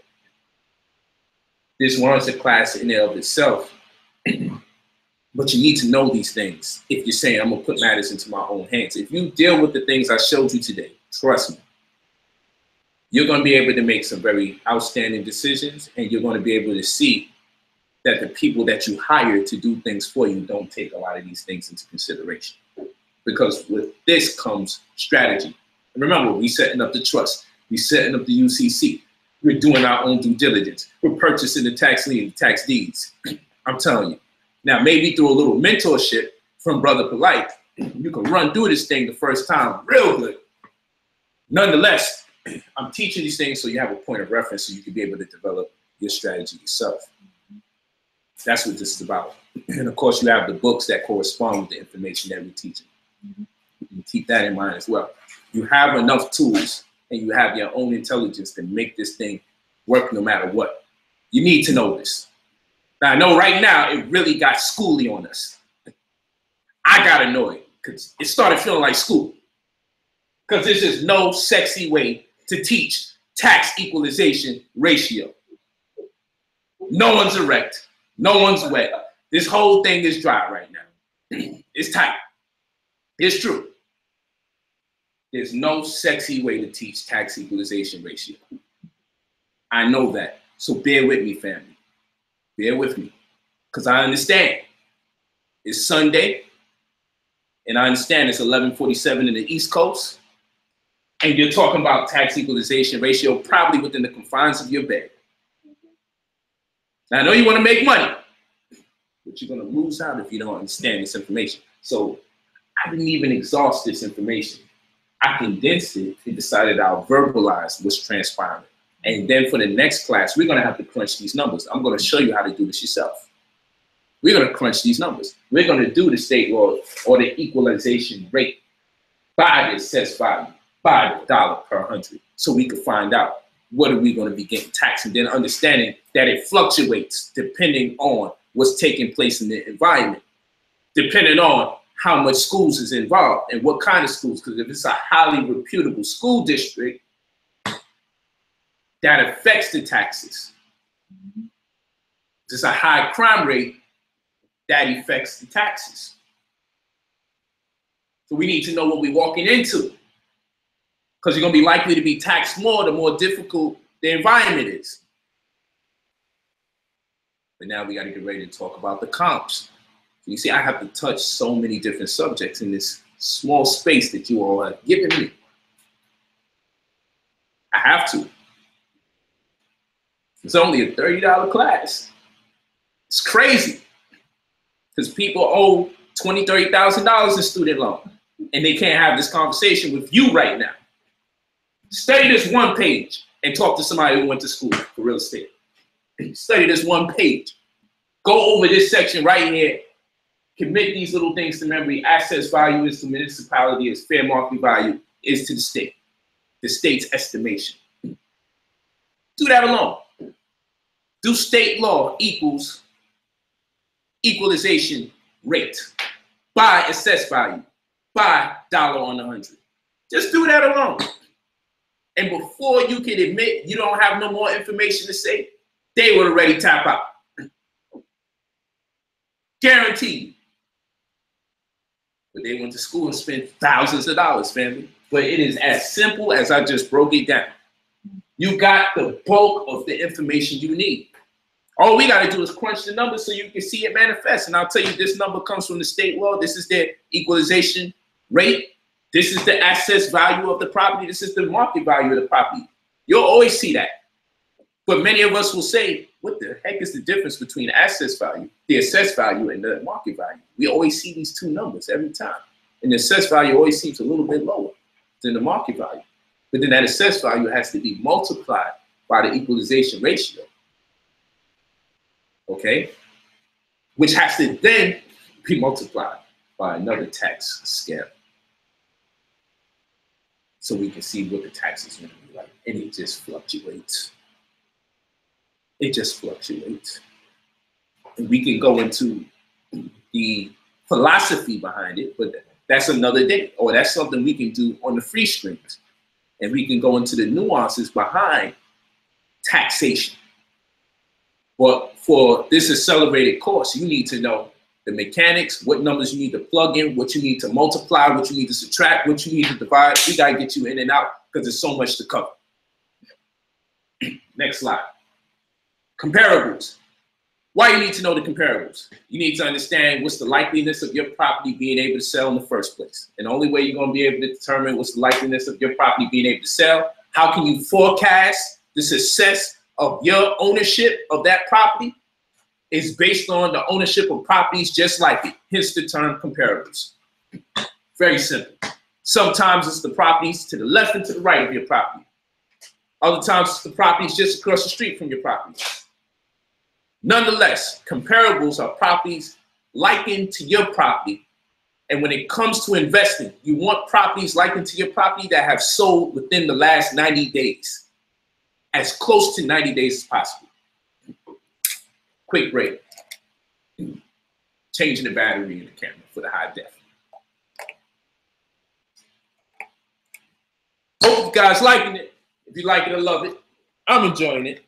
Let me take a little walk. Go ahead.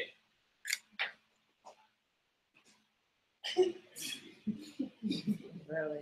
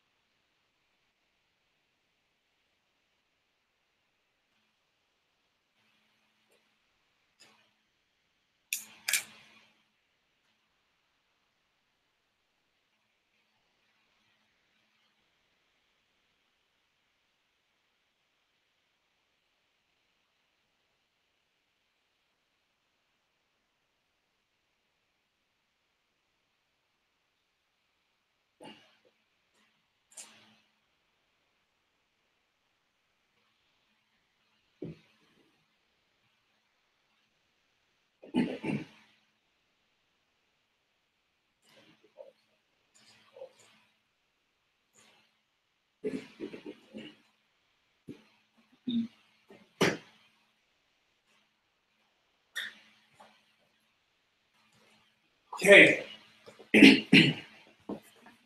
We're back, family.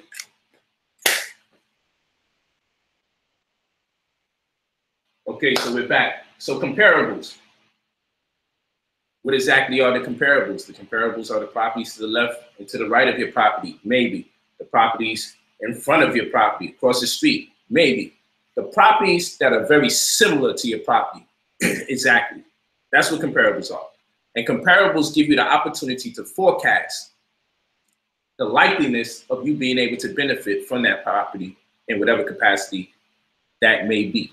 Whether you're looking to sell the property, rent the property, whatever the case is, the comparables empower you with the ability to forecast that likeliness of success.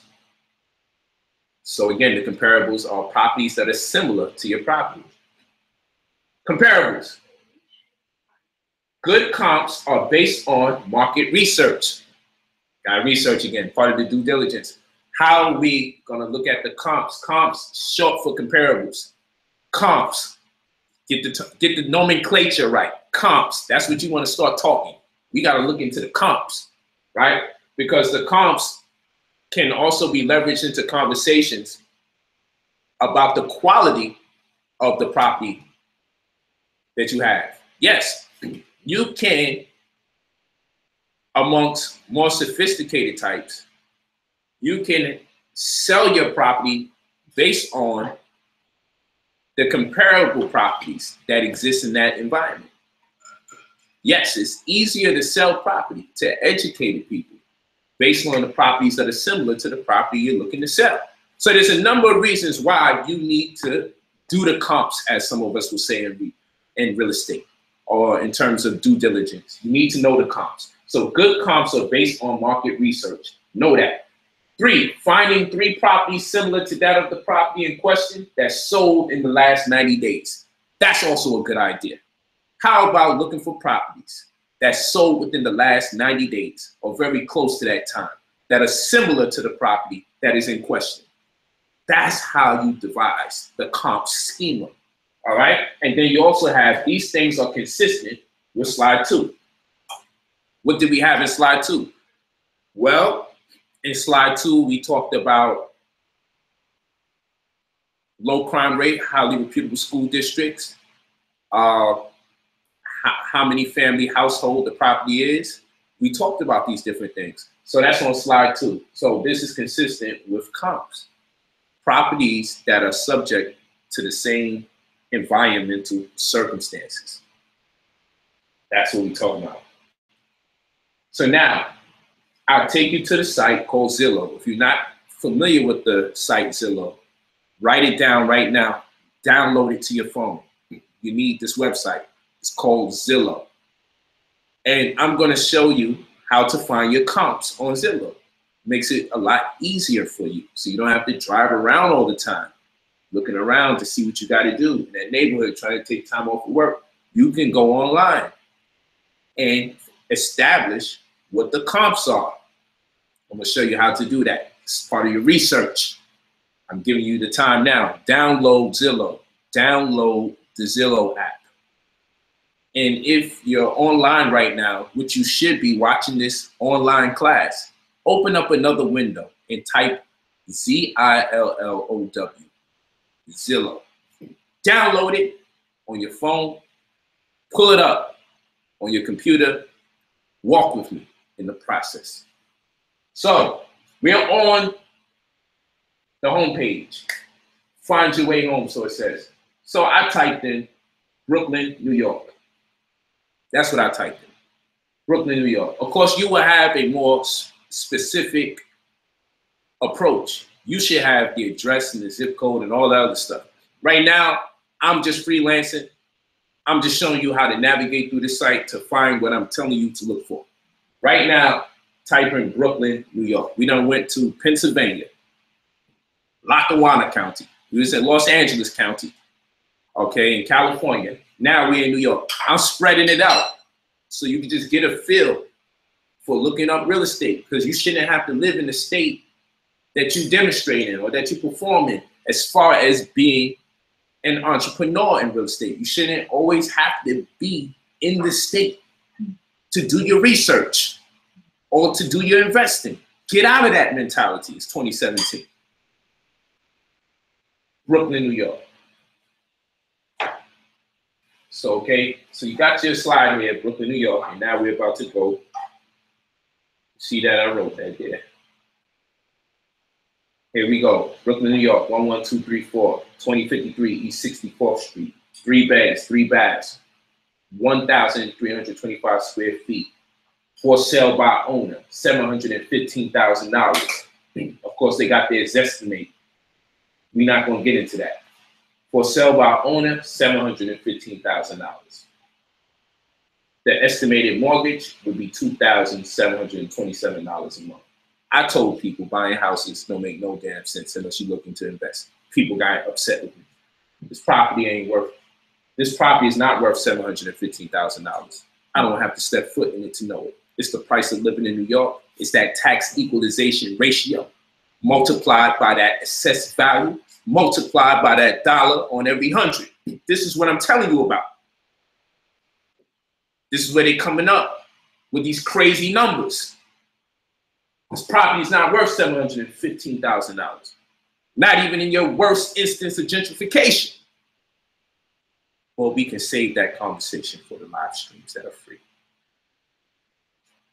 Let's go and crunch these numbers, shall we? I just want you to know, don't just accept these prices. Understand this is a game, so you play the game. Stop buying properties because it was always love and a joy for you to get out your mama's apartment or get out your mama's house because she's talking down on you and she's watching what you eat out the fridge and she's telling you when to come in the house. So you just want to have a house in your name. And now you're happy that you're going to be paying somebody for what you say you own for the next 30 years. And little do you know, unbeknown to you, they already decided you will not be able to pay inside of 5 years or so.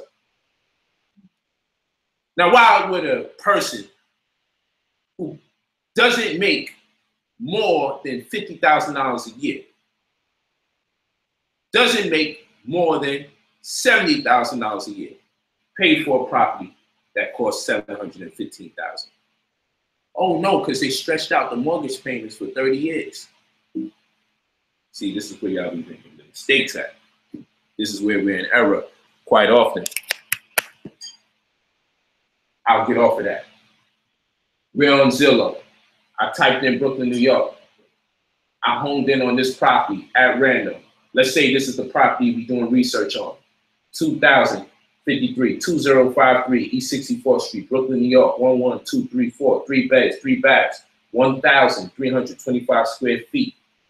For sale by owner, $715,000. Estimated mortgage, $2,727 a month. You may be interested in buying it. You might be the one even selling it. Why am I on this website in the first place? We're going to go to the next slide because we're talking about comps. So I'm going to show you how to use this website to get your comps. Well, I want to stop here. As we're going down on the same page, as we're going down, you're going to see things like estimate details. You're going to see things like price, tax history. These are the things I was talking to you about as far as research is concerned. Tax history, you can find it here. Price this home, competition for this home. Yeah, you can look at that. Mortgages, you take a look at that. It'll show you some of the previous mortgages. Some of the things you look for in title search, you can find here on Zillow now. Okay, so what the county government site may not give you as coherently, you may be able to get that account right here from Zillow. That's what I want you to understand. So you have mortgages here. You have home expenses here, right? That's important because you want to know income and expenses. Let's say you want to make this a rental property and you want to get an idea of what kind of expenses you're going to have so you can gauge how much you need to charge to make the profit that you're looking for. And then you also want to know about rental history in the community because you need to know, are you going to be the only one charging $1,200 more than everyone else for a property that is less than everybody else? It's like you got to factor all these things in. So just because you need to make at least a $2,000 profit doesn't mean you're going to be able to pull that off. Doesn't mean that. Just because you need X amount of money doesn't mean you're going to be able to pull it off. That's why you want to factor all these things in. Neighborhood, Millbackson, hold on, neighborhood Millbackson. Nearby schools in New York. Look how important it is that they got on the list. Nearby schools. Everything that I've been talking to you about. So you get to pull off some of your due diligence just looking through Zillow. I don't suggest you use this exclusively, but I'm showing you how to use it to just pull information quick that you need. So a lot of what we discussed about doing research for the property, we can actually find here. So this is midway through me going down the page to get my comps. Now I'm going to show you how to get the comps you're looking for.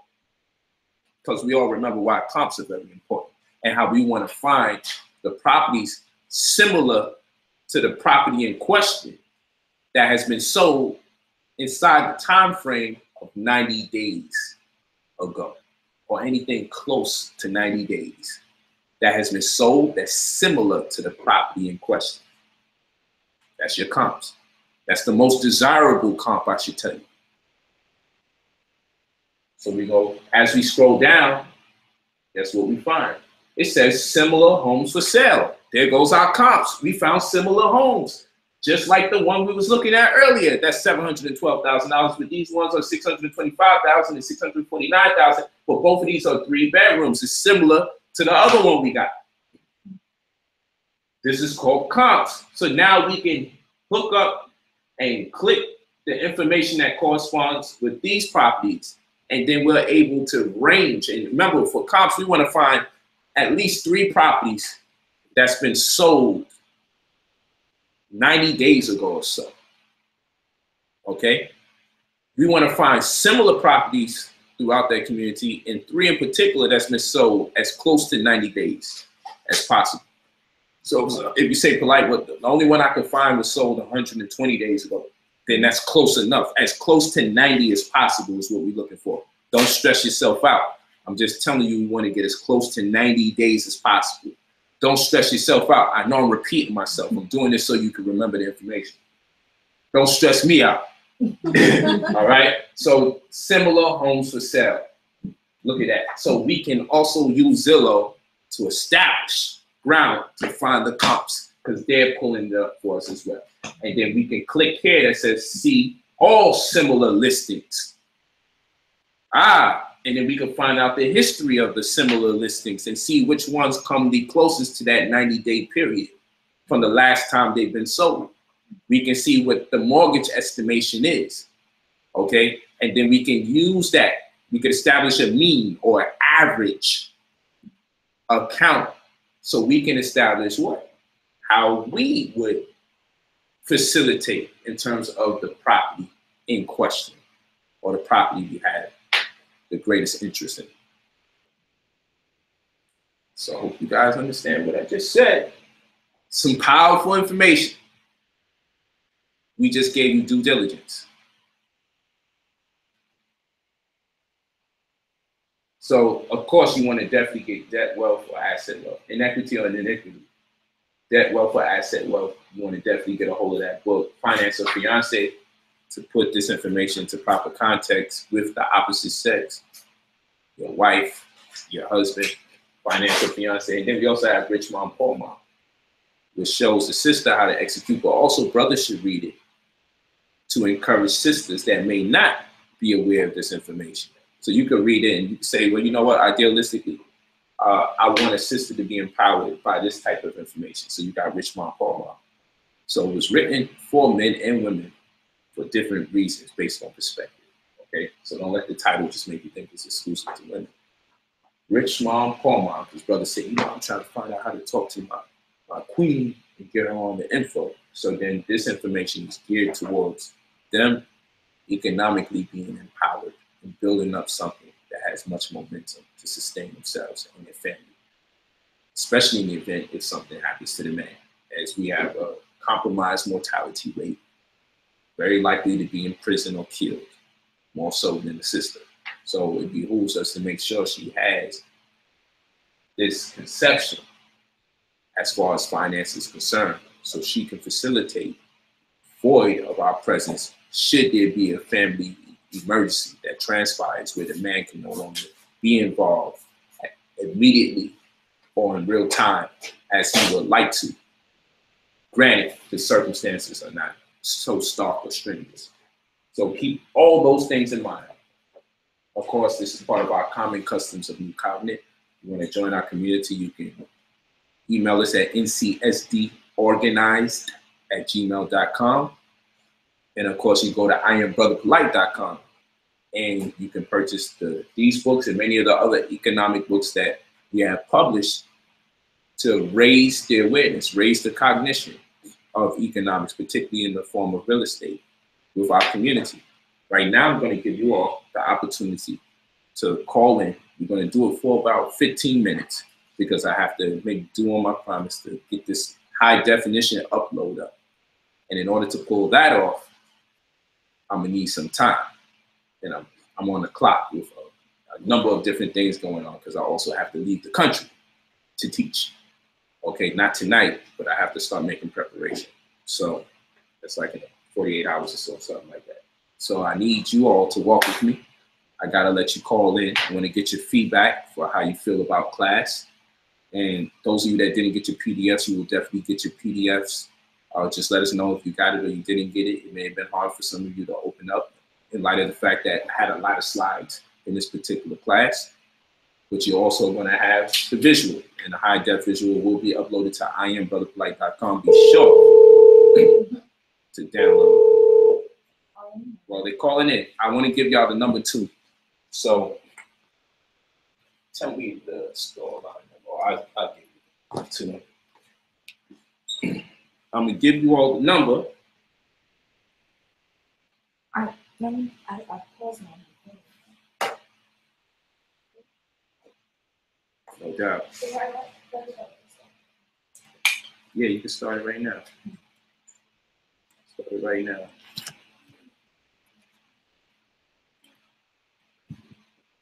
Okay, hold on. I'm gonna give you all the number.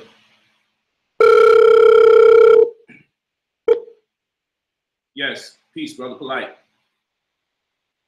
Yeah, how you doing again? I took the last class and really appreciate all the information you got going on. Man, thanks a lot, man. Thanks a lot. Let me give the people out there the phone number who don't got the number. Can you hear me? Yes, I can. Hold on real quick, my brother.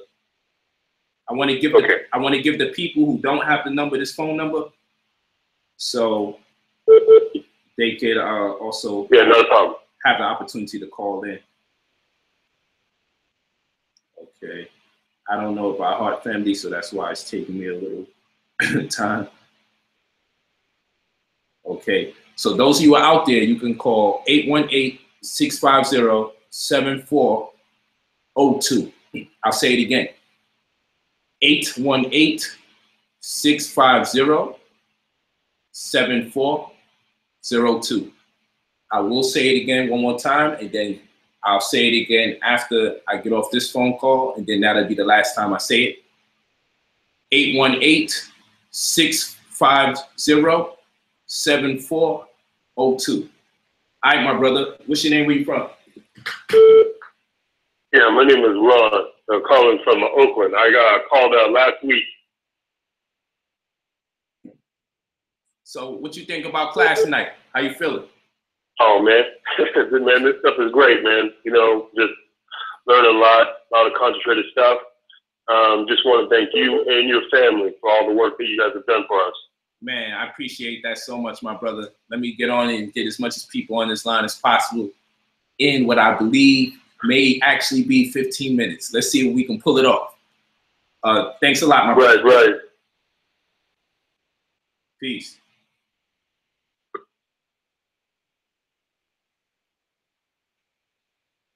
Okay. Let's go.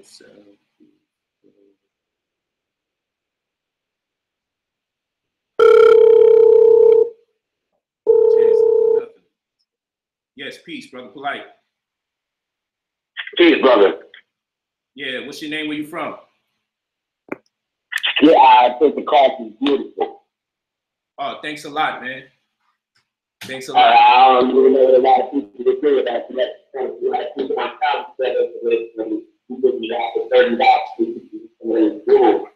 Let me give the people a translation.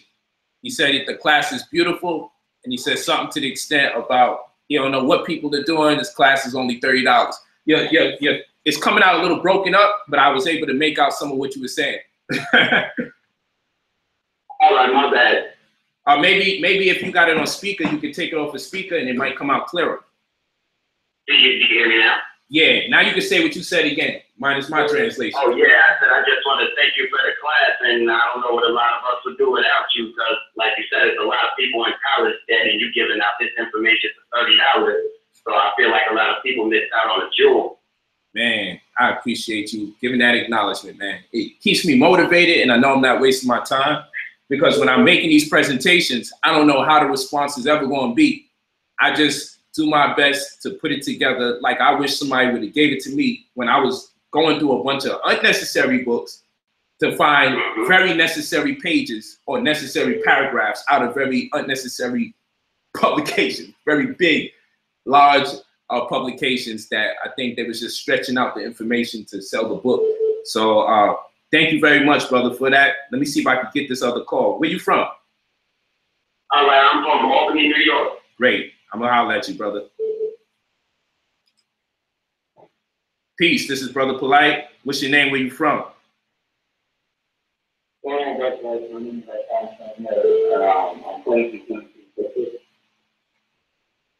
Okay. And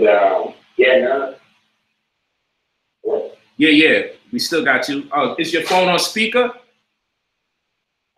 no, sir. But I have the exchange thing I can put it on. Nah, I'll make up what you're saying. I just wanted to make sure it's as clear as we can possibly get you. So what's going on? What you got on? Where you say you from? Texas. Texas? Yes, sir. Houston, Texas. All right, I got you. Yeah, man. That's a great point, man. A lot of good information right here, man. I don't have any like specific questions, but I did want to know how quickly start in the middle decade and what's the key to finding like these properties. Okay, what I would tell you to do is give us an email at brotherpolite45@gmail.com. Leave your phone number, and if you do that tonight and you still up, I'll personally get to you, and if I can't, I don't want to say if I can't. Should I be preoccupied, I'll make sure a caseworker at least call you at the very least. But if you text this number with the same question and also email, there's no way we're gonna miss it for tonight, and we can talk to you and make it work for you. Okay, sounds good. I actually do have a consultation on the way with you. Like you said, Tuesday. Oh man, that's you for the consultation. Well, I tell you what, I still honor the consultation that you paid for on Tuesday, and I'm still gonna make effort to build with you tonight on the strength. Awesome. Yeah, that's just out of the love, man. Thank you for the support, my brother.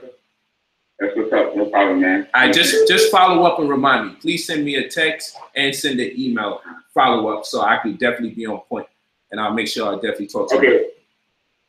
Okay, so this phone number here? Yeah, text this one right here. Text this one you call, and then also follow up at brotherpolite45@gmail.com. The more communication, the better. So whichever one we get down the pipe first, it'd be good, because you know we're gonna be filled with texts and emails when this class is over. That's how it is. All right, my brother. Definitely. We'll do, man. Appreciate you. All right. Peace.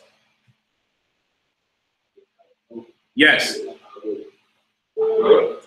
Peace, Brother Polite. Peace. How are you? Doing good. If you got the computer on in the background, just put it on mute for now so we can make everything out that you're saying. Yeah, I did. All right, great. What's your name? Where you from? I'm Blake Mitchell, bro. Hey, what's good? I'm from Chicago, Illinois, Hyde Park. That's what's up. Yeah. Let's get it in. I'm really. I'm listening. Let's get it in. I'm listening to the stream, and I'm really enjoying it, man. It's clearing up a lot of discrepancies I had last year. I was wondering if you have to move, like, kind of like immediately, like within 3 months before you get your status correct. Is it possible to get like a situation handled by then, or? Yeah, I'm not too sure what the situation is, but what I can say is that the Crown Doctrine can take place less than 3 months period. So that I can say can definitely happen. All right, well, I'm gonna get a conversation with you soon and actually deal with you. All right, my brother, I'm with it. Where you say you from? What city and state? Chicago. I said Chicago, Illinois. That's what's up. That's what's up, man. Yeah. Appreciate that. Love from all over. Let's get it. All right, man. We'll do. All right, man. Peace to the Chi-Town residents. That's good. All right. Peace. Peace. Whoa, so many phone calls. Peace. Peace. What's your name? Where you from? It's colorful, man, from Detroit. What's What up, good? though? What up, though? What up, though? Yeah. Hey, man, this is a brother from Detroit called. I was attending class. I was very attentive last week. Yeah. On time. Yes, sir. And I was on time as well. This week, of course, we had to wait, you know what I mean? Yeah. I try to show love to the family that may be strolling, you know what I mean? Yeah, no doubt, man. I want to say, you know, I know we got to get to the next caller, but I want to definitely say, man, again, I appreciate what you're doing. I seen it in your face, man, on a lot of the videos when shit was kind of breaking down, man. You stepped to it, man. I'm thankful for that on the real. Man, thank you so much, man. You know, we have trying times, but with support like y'all, it keep me going. You know, you'd be surprised if we just get one form of appreciation, man, that's equal to 1,000 trolls' work. You feel what I'm saying? Just to know that someone is satisfied and appreciative and that the work is actually contributing to the better good of our brother or sister. That makes it all worthwhile. It makes it motivational. Word, man. I'm definitely trying to come out to Hollywood and come build with you on some real grand scale, me and the wife, man. So I got something that's definitely crazy just off of, you know, hearing you, me and you are doing the same thing, man. It's crazy. Even with Charlotte. But anyway, yeah. When I'm building with you on, as far as like where does the A for B come in at when you know, purchasing homes, or is that even in this? It's not necessarily relevant to purchasing homes. It's more relevant to just having a certain political stance. So it's a separate filing because you're also considered a form of property as well. So it's a separate filing as it relates to the transmitting utility.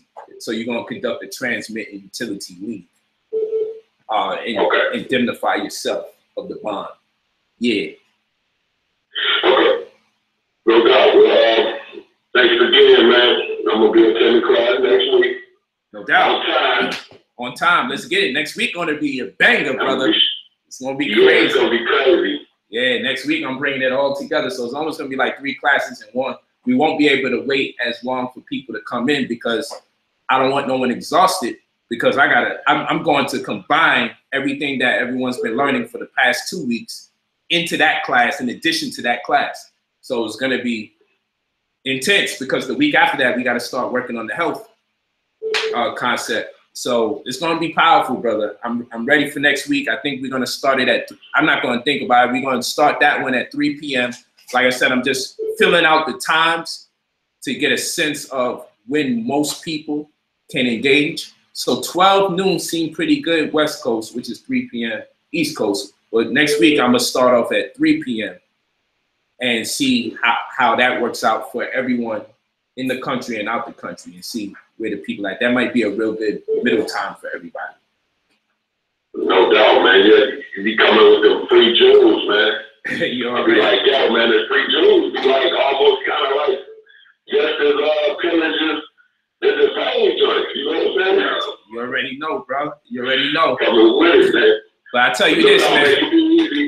I'm coming out that way, man. Definitely. So I have to put that square up, man. Yo, I'm here, brother. Whenever you're ready. Appreciate you, Okay. Ken. Thanks a lot. Peace. Peace. Peace, brother Polite. What's your name? Where you from?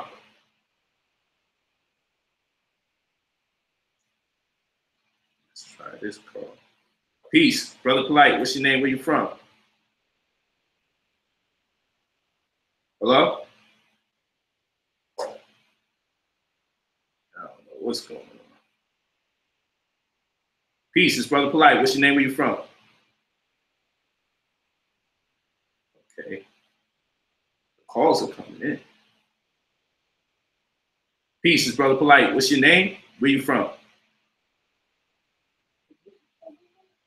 Yeah, maybe it's. Hello? Yeah, hold on. I gotta make sure it's on the Bluetooth. There we go. Now we back. Hello? Yeah, man. Yeah, what's your name? Where you from? Jelon Reeves from Denver, Colorado. Hey, what's up, King? How you doing? New Covenant. Ty good. It's all good, bro. How you feeling about class? What's going on? Yeah, that's lovely, man. I enjoyed everything, breaking down everything clear and concise. That's what's up. Nothing worth more than $30, but I have two quick questions. Go ahead, brother. Two quick questions concerning the title search and easement. When you look for a title search at the Register of Deeds or the county clerk's office, will they bring up any easement? Will that be included as like part of a lien or encumbrance? Will they bring up any what? Easement.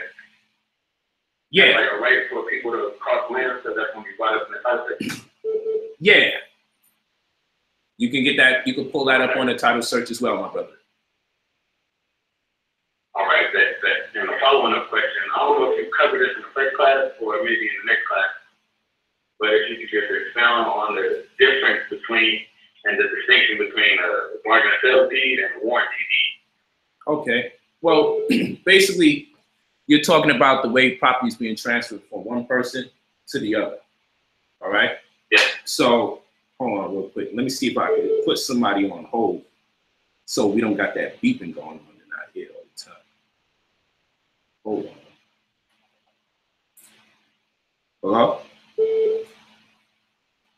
That's not helpful. Hey, Jay, you still there?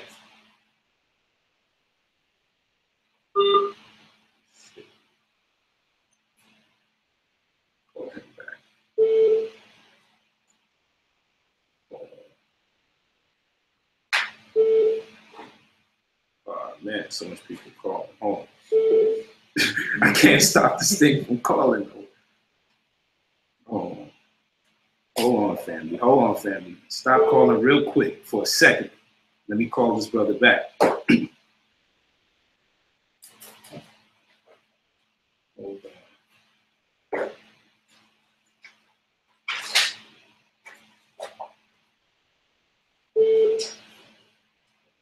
See if I can put him on this phone. Trying to see if he could call back. I'm hanging up on some of y'all to see if I can get this guy back.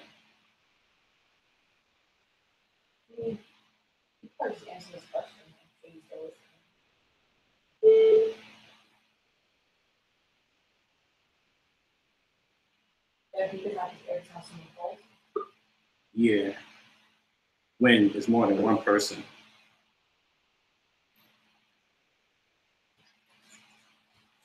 I'm trying to see if I could get him to call back. I'm sorry. Cool. Exactly what phones.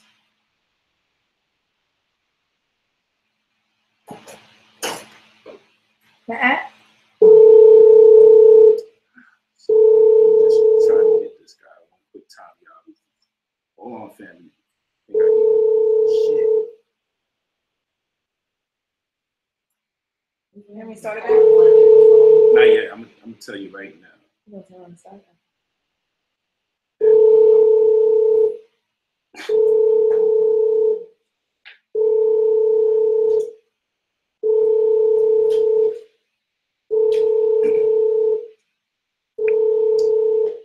That's not.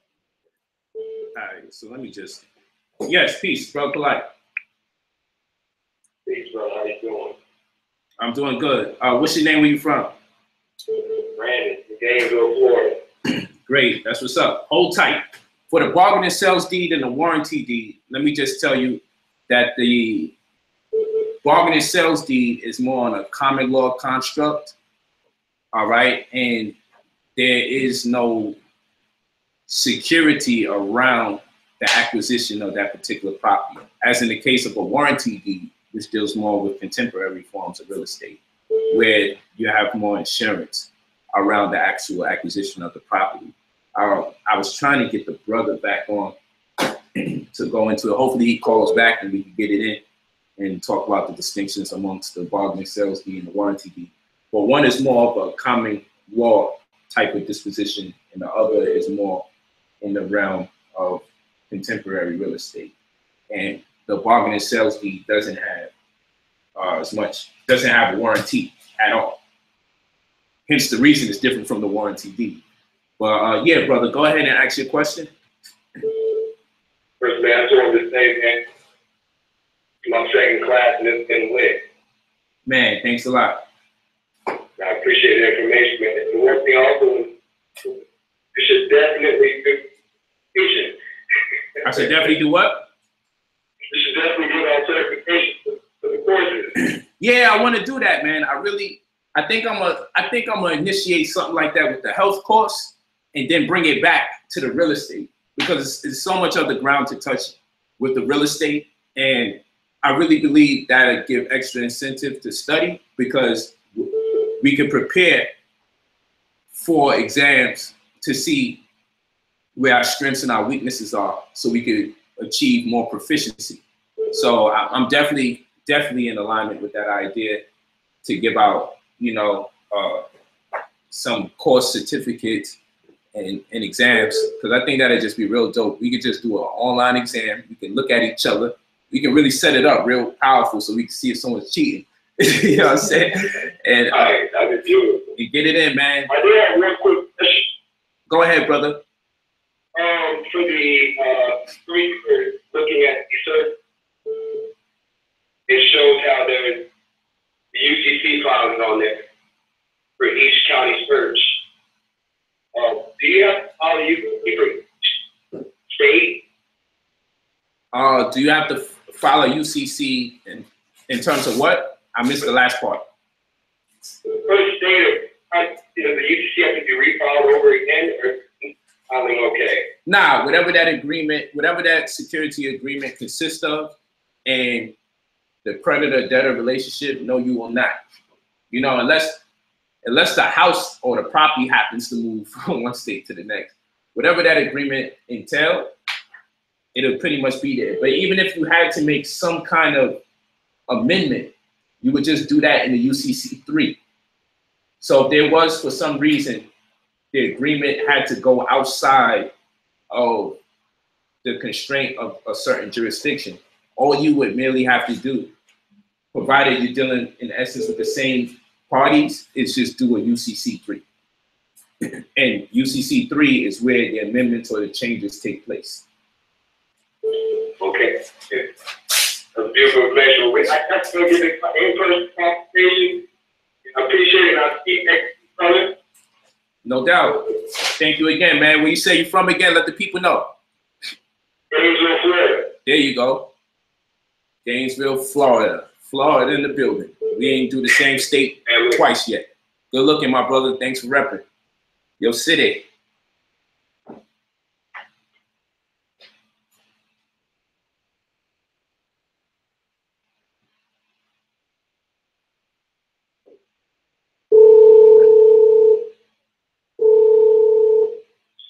Peace, it's Brother Polite. What's your name? Where you from? Hello, I am Edward from today. Okay, let's see. Is your phone on speaker? Yeah, hold on. Hello? Yo, yeah, I'm back. Ah, you back. Yeah, there you go. So, I mean, I don't know if you heard, I'm over here texting you on this phone. All right, cool. I got you. Yeah. Yeah, so basically, I did hear you, okay, good. The distinction between the two. The one is more guaranteed and the other is not. Basically. It's a not free. Yeah, the bargaining sales deed doesn't have a warranty, and it's set up more in a common law type of structure.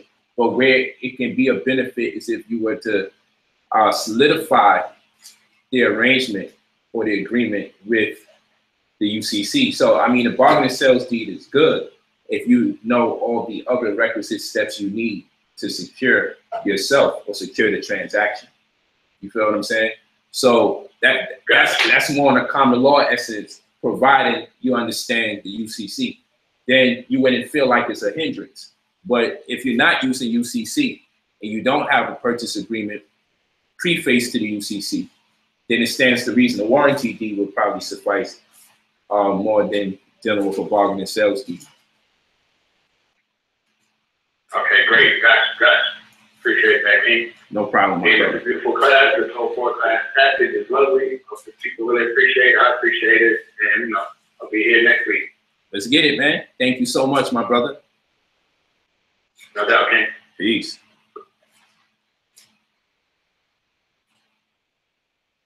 Where is the 724 number that call?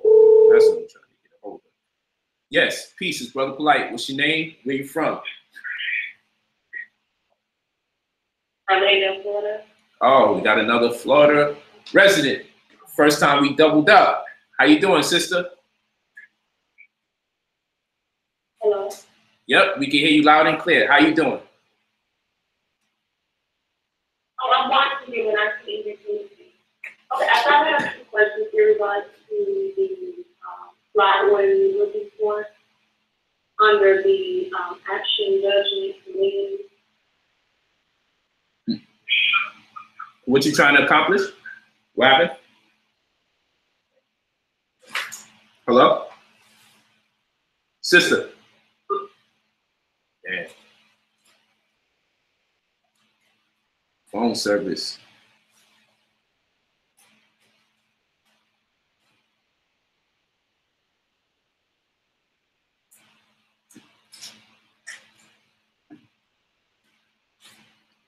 Let's see. Well, the phone line stopped ringing. Let me get off before y'all call back again and close out. I thank you all for the time, the attention to service, and the appreciation. Thank you so much. We got these calls through. We got to at least connect with some of the family. And I couldn't ask for a better group of people to build with, because that's what this was. This is more building than just education going in one direction. This is education for both parties, because I'm learning about the effect of the knowledge every time that I get a great response. And I'm going to continue by virtue of the motivation that is found from the appreciation to put as much as information forth as possible. Make sure that you get your money's worth.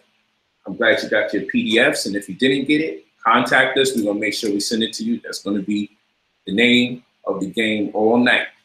And I want you to understand that you can access the IamBrotherPolite.com website, and there's going to be a passcode for you to watch the high definition version to this particular stream. Next week, we will have a 3 p.m. showing for Sunday class for real estate. And next week is going to be a doozy. Next week is going to be ultra intense. Understand what I'm telling you? Next week, it's no holds barred. We're going to go on for some hours next week, but I promise you, it will not be venting and just talking for long periods of time. I'm going to be going through the information meticulously so you can get as much as you can get from it. But the goal for next week is to make sure that you can intertwine the first course with the second course, with that third course. So we got to bring back UCC. We got to bring back the due diligence, and we're going to incorporate the purchase of property. We're going to put it all together. We're going to shuffle the deck. And when we put that together, it's going to be magical. And then understand, that's going to be preparatory. So when we come back to the economic classes, we're definitely going to deal with credit. We're definitely going to have a credit course that's going to blow your mind. And when I say the credit course is going to blow your mind, understand this, brothers and sisters. That credit course is I'm going to show you step by step how to do it yourself. So the credit course it's going to be real. If you see how I'm doing this, understand I'm going to show you like this with credit how to remove these things off your report, who to send documents to, affidavits included. I think the credit course itself might be $100 by itself. I'm going to do my best to see if I can make it smaller. But the problem is if I'm doing it all in one day, bunch of hours, or break it up. And the reason why that's important, because I need to make sure you understand why things are being done a certain way, because it's no game. There's going to be different approaches depending on what city and state you're in. So we're going to have The Bluetooth device is ready to pair. We're going to have certain affidavits and all sorts of documents.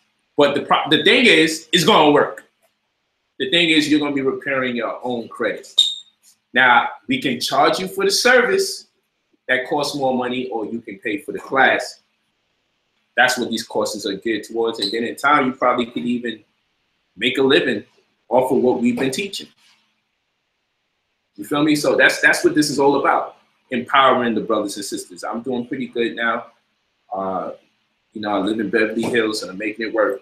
So this is the way I'm giving back. I'm creating opportunities for brothers and sisters here that hopefully they can be employed by our community, and then y'all could provide these services to brothers and sisters that definitely and desperately need as much attention to cause as possible. And that cause is to come out of poverty. And we're being hindered greatly because people who know don't share. And the people who contend to know or purport to know or purportedly know can't share because they don't know really. So I'm saying there's enough information that we can just give this stuff out. That's how I feel personally. I know enough info. I haven't even scratched the surface of what I want to talk about. There's some metaphysics I really want to get into. I want to get into the afterlife class. That's what I'm interested in. When I do that, I can guarantee you it's going to be something bone chilling, because I'm decoding these eschatological texts, and I'm telling you, family, what I got, I just don't want to waste time on people who just take this stuff for granted. I got some serious information that I would like to share, that I spend a great deal of my time studying, because that's why I work so hard to build wealth, so I can have the opportunity to study that kind of data. And it's worked wonders on my life. And I'm aspiring to leave here like I never have before. And that may sound suicidal, but I'm far from it. I just have a great zeal for leaving here consciously and determined to either come back here of my own free will and accord, of my own terms, or to continue transcending. That's how deep that information gets. But that's a whole nother thing. Let's get back. So the credit class is going to be real powerful. And then lastly, we have the health course. Those of you that have cancer, those of you that have sickle cell, those of you who have diabetes, there should be no reason why you don't make sure you are in that health course. I'm going to be showing you how to mix the herbs. I'm going straight into the chemistry. I'm going to show you how to reduce a gallon of the herb solution to a pint using a double boiler. We're going to have the double boiler on the site, the knives and everything that you need, the herbs, every aspect of whatever it is that we'll be using, we're going to have it on the site so you can be using the same exact thing that we're using at the same exact time. It was actually going to be fun because we're going to cut together. We're going to measure things together. So we're going to have a scale. We're going to have a whole bunch of things that we're going to be able to work together. And guess what? You don't have to get beat in your head spending thousands of dollars trying to come up with a treatment and or a cure. I'm just going to do it again for the small package price. Give you the outlet to get the herbs, because I know it's going to be hard to find and some of these herbs are compromised. I'm going to make sure you have immediate access to these things, and we are going to contribute to wellness together. So we're going to, it's health and wealth. That's what my focal point is, health and wealth. So make sure you start knocking out the health course. The book is going to be there, of course. The book is inclusive of the 2 health classes, and I'm also throwing in the additional class with the understanding that many of you paid the $100 package with 1 health class right there. So I have an extra class for you when you pick up the health course that's consistent with 2 classes in the book. I have an extra health class for you. Don't worry about a thing. And you're going to love it because I'm on a whole nother level with it. So we're going to have cooking involved. We're going to be dealing with herbology. We're going to be mixing the herbs. We're going to know which herbs we shouldn't mix. We're going to know based on what color the herbs are, what we can do with it, and what it will aid in. We're going to be doing the boiling and the measuring, the weighing. It's going to be fun. It's going to be You're going to be in the type of school we've been supposed to be in. And yeah, let's get some certification for that class. Let's create a course. Let me teach these classes. Let y'all study it.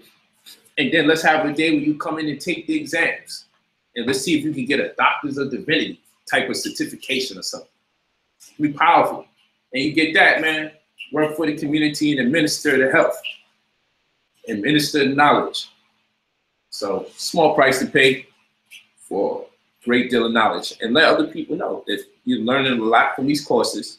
It's worth the time, it's worth the effort, it's worth the energy, and it's worth the money. Pick up those associated books.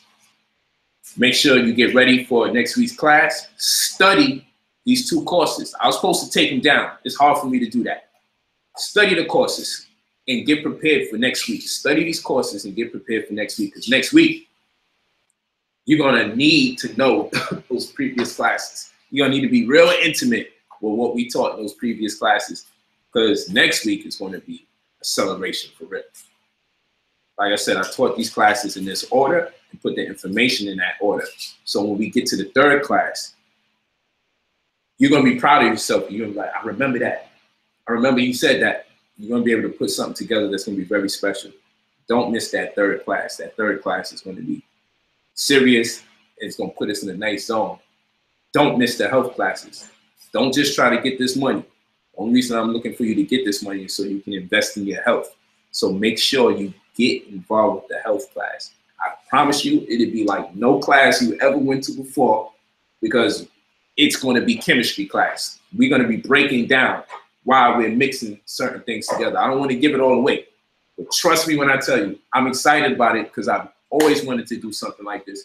I fell back because I was supposed to get this thing done with Dr. Sadie, because Dr. Sadie said he wanted to start doing workshops and showing people how to mix the herbs. So we was actually preparing for that moment. And then he passed away, of course. So it took a lot from me and out of me to decide that, you know what, I'm gonna pick it up and I'm gonna do the health class. It took a lot for me to make that decision, because it pained me to even talk about the herbs, because they're so connected to the man as far as me learning about them. Nonetheless, we're gonna do it. So make sure you get involved with those health classes. Look it up, the health classes, IamBrotherPolite.com. Just go to services, I believe, and you'll see it there. And those of you interested in joining our community, just click the new covenant tab on IamBrotherPolite.com and you'll be able to find us as well. Thank you so much for all the time, the energy, and the effort. Email us at brotherpolite45. You all should know that by now, because you email us when you need a PDF, you know, and all the other stuff that you're looking for. Connect with us. If you're ready to make something happen, connect with us. You need a consultation, purchase it, get it going. Send your questions, send your comments. We're here for you. We love you. Be moving. Perpetual success.